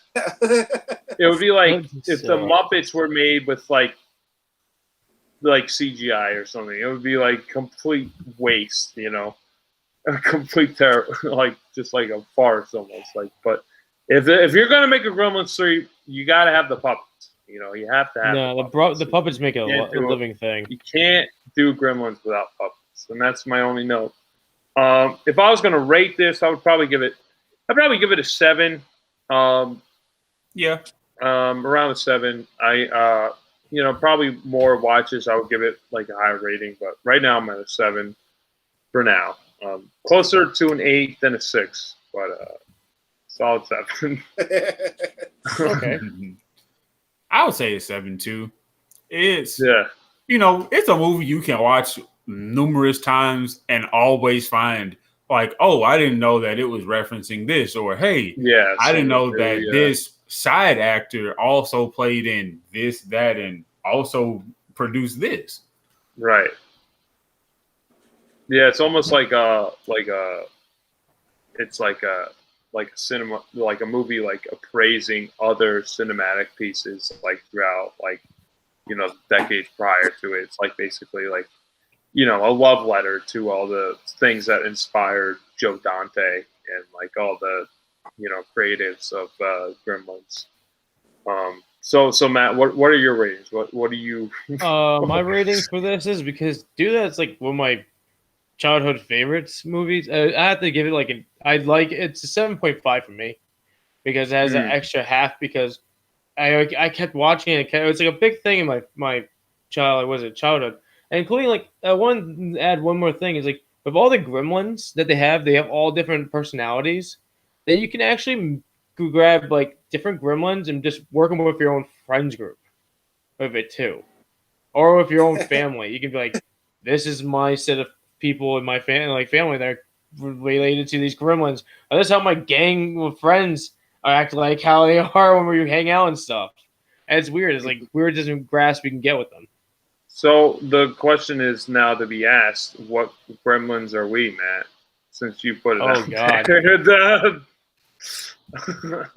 Oh, geez, that's a tough one. I want to give. I know. It's gonna be really hard with Duff because we just really kind of we haven't met that often, really. So it's gonna be really. I can't really give you. Heck? Phone call has ended. So it's gonna be really difficult with Duff, like I'm saying, because it's like we're kind of new to meeting him for time. Very short. Very short. Wait, hold on. Josh is calling right back in. Let's see what happens. I don't know why this keeps happening. Stop doing this. I'm not doing it. Off the call a while ago. Josh, why do you hate us? I know, but hold on, Duff. I'm going off my computer. Hey, what are you saying? We're having technical difficulties. Yes, we are. Got it. Can you guys hear me? Yeah, I can hear you. I can hear you. I got to do this one at a time. Oh All God! right, everyone's there now. Everyone's here, I think. Everybody here? Okay. Yeah, we good. Yeah. What were you saying, Matt? Continue. Like I was stating, it's gonna be really difficult with Duff because we haven't really met like multiple times over and over again. We had a few. Don't worry, we'll have opportunities. I know we will. Be around. So really tough. So with Jerry, I want to with this new batch of Gremlins. Jerry's definitely the intelligent one because the way he acts and talks through it all, and just his character, his mannerisms and stuff, it just feels like a Jerry. Oh my God. Oh God. I like his voice. He has a good voice. Like Jerry. Jerry also has a good voice. I have like Josh, you could actually be a few on hand, but I want to give you the one that actually likes to like that turns into the lightning gremlin because he's just so excited. He affects the whole plot. So yeah, I'll take that one. That's before I even give myself, I want Duff. You need to help me out so I can give you one. I'd like to think of myself in this group of people as like the gargoyle gremlin, simply because he's cut a bit differently, and you don't really get to know him all that well, all that fast. You know what I'm saying? He's like there and gone in a minute. It's kind of the dynamic we have as of right now because I don't know you guys as well as I should, but before long I'll probably wind up becoming the vegetable gremlin, and then what I'm saying, if you come see Rocky Horror Picture Show, I'm definitely the female gremlin. So I'm versatile. I'm versatile gremlin. Okay, a multi-purpose gremlin. He's like a Swiss Army knife. Multi-purpose. There you go. Who doesn't love a Swiss Army knife? Yeah, for real. Yeah.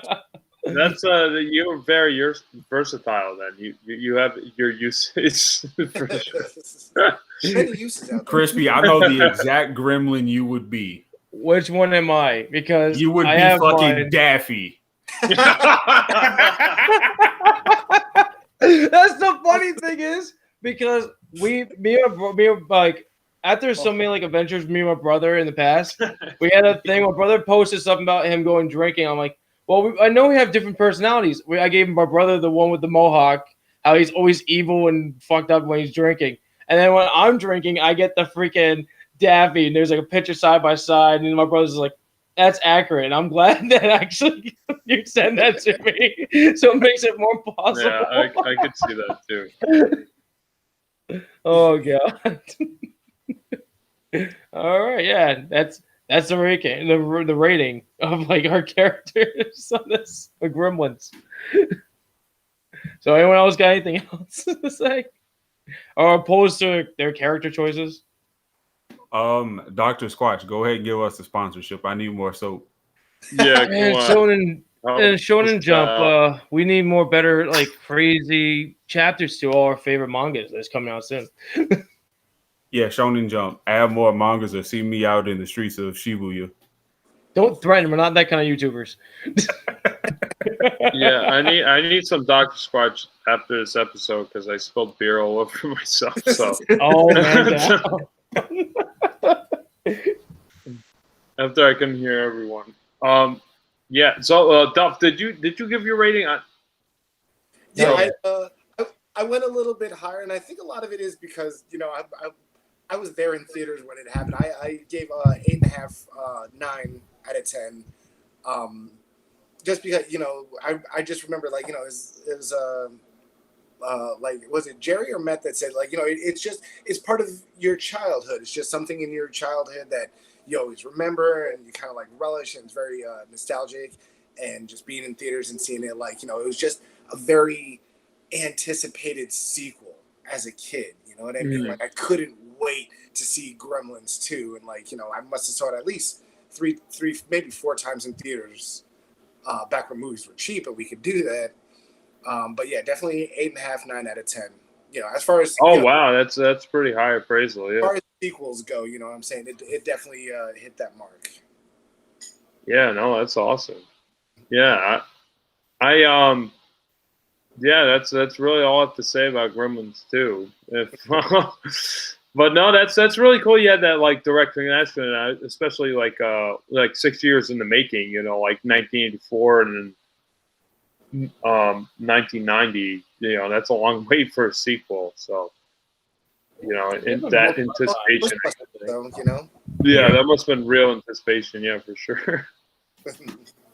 Yeah, I want to say the fun fact with the Ghostbusters and Gremlins, the original, they were like released on the same day or the same week, which is pretty interesting. Like the original Ghostbusters, I mean, that's kind of like that's pretty wild. Like they almost seem like they're in direct competition because they're like almost kind of like feeding off that paranormal kind of like creature feature flick. So it's kind of funny that they were released same week, or I think they're like, you know, maybe days apart from each other.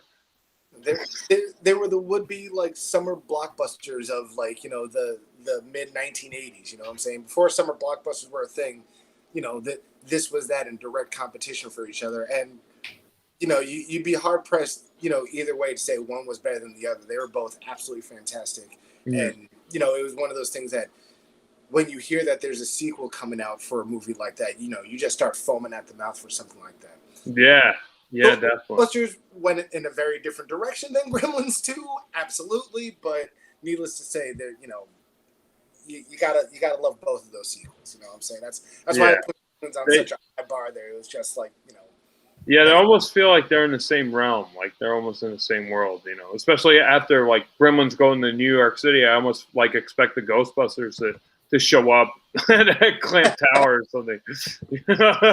Start blasting. Oh, this is too much. Let's turn around. Let's turn around. That'll be amazing. I'm ready for that.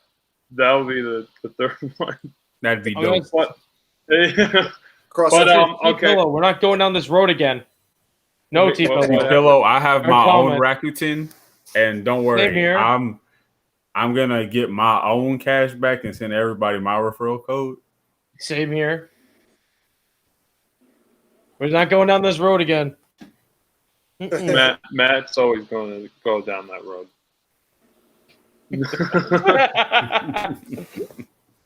So okay, so this is the end of the episode. So I'm just gonna close it off if you guys are ready.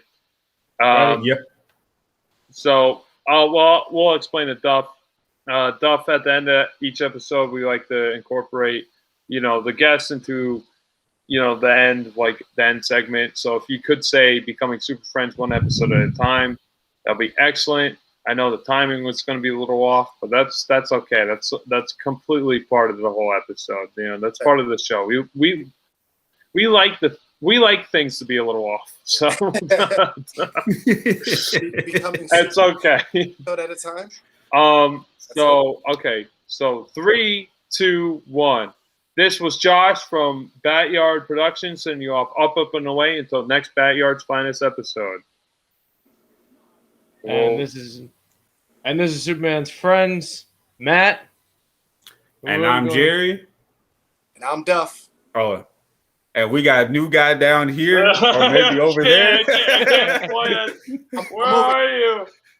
And we're becoming super pals, one episode at a time. Yeah. All right, yeah, thanks. Awesome. Well, Duff, thanks so much for coming on. We would love to have you back on if you ever want to come on. If you even want to, if you have any requests or anything you want to show us, you know, we're totally down for it. If you want to do the Twilight Zone, the movie, that'll be fucking cool because I actually really want to watch it. Yeah. Dude, that'll be an excellent choice. absolute thank you for having me, man. I absolutely love this. I enjoyed this. It was like sitting around with my personal like nerdy friends drinking beer and just talking nerd shit about like movies and like random shit. And like this happened, like yeah, and this character. I absolutely enjoyed every moment of this. I would love to do this again. And yeah, if you guys have the opportunity to in the near future watch Twilight Zone the movie, I would be more than happy to be part of it. Yeah, fuck yeah, that'll be awesome. Well, I feel like we should do like an OG Twilight episode and then the movie. I don't know. Yeah, I think that'll be a good like connections. Yeah, something like that. That'll be pretty cool. If you want to recommend an episode, that we watch, I'm totally down for that. Cool. We got till June 25th, according to Matt. So, with Netflix, June 30th. That's 3 weeks. Get it right. It's not a lot of time. But no, we'll figure it out. But yeah, no, thanks for coming on. This was a blast. But yeah, so we love having you. Sign off. It was dope. Absolutely. Bye, everybody. Thanks for having me. Bye. See you on Rakuten. Before we completely sign off, is there any social media accounts you want to shoot out there? So people know where to find you. I have two. Do I have a Twitter? I believe I have a Twitter as well. I barely know what I have half the time. One moment. Actually, I do have. I have a TikTok. I don't post very much because it's relatively new. I just got it. TikTok is Duff the Monkey. Duff the Monkey. Yes. I like that. My Instagram handle is NinjaMonkey33. You can find me on Facebook. I'm Victor Duff Torado. And my Twitter I actually don't use much. I won't see much there. So Facebook and Instagram are probably going to be the two best, social media outlets that I have that anybody that's out there that wants to reach me can. All right, awesome, man. Well, definitely follow Duff on all the social media accounts. He's a really cool guy, and I'm sure you'll be, willing to hang out with you and chat with you if you need it. Well, thanks, man. Thanks.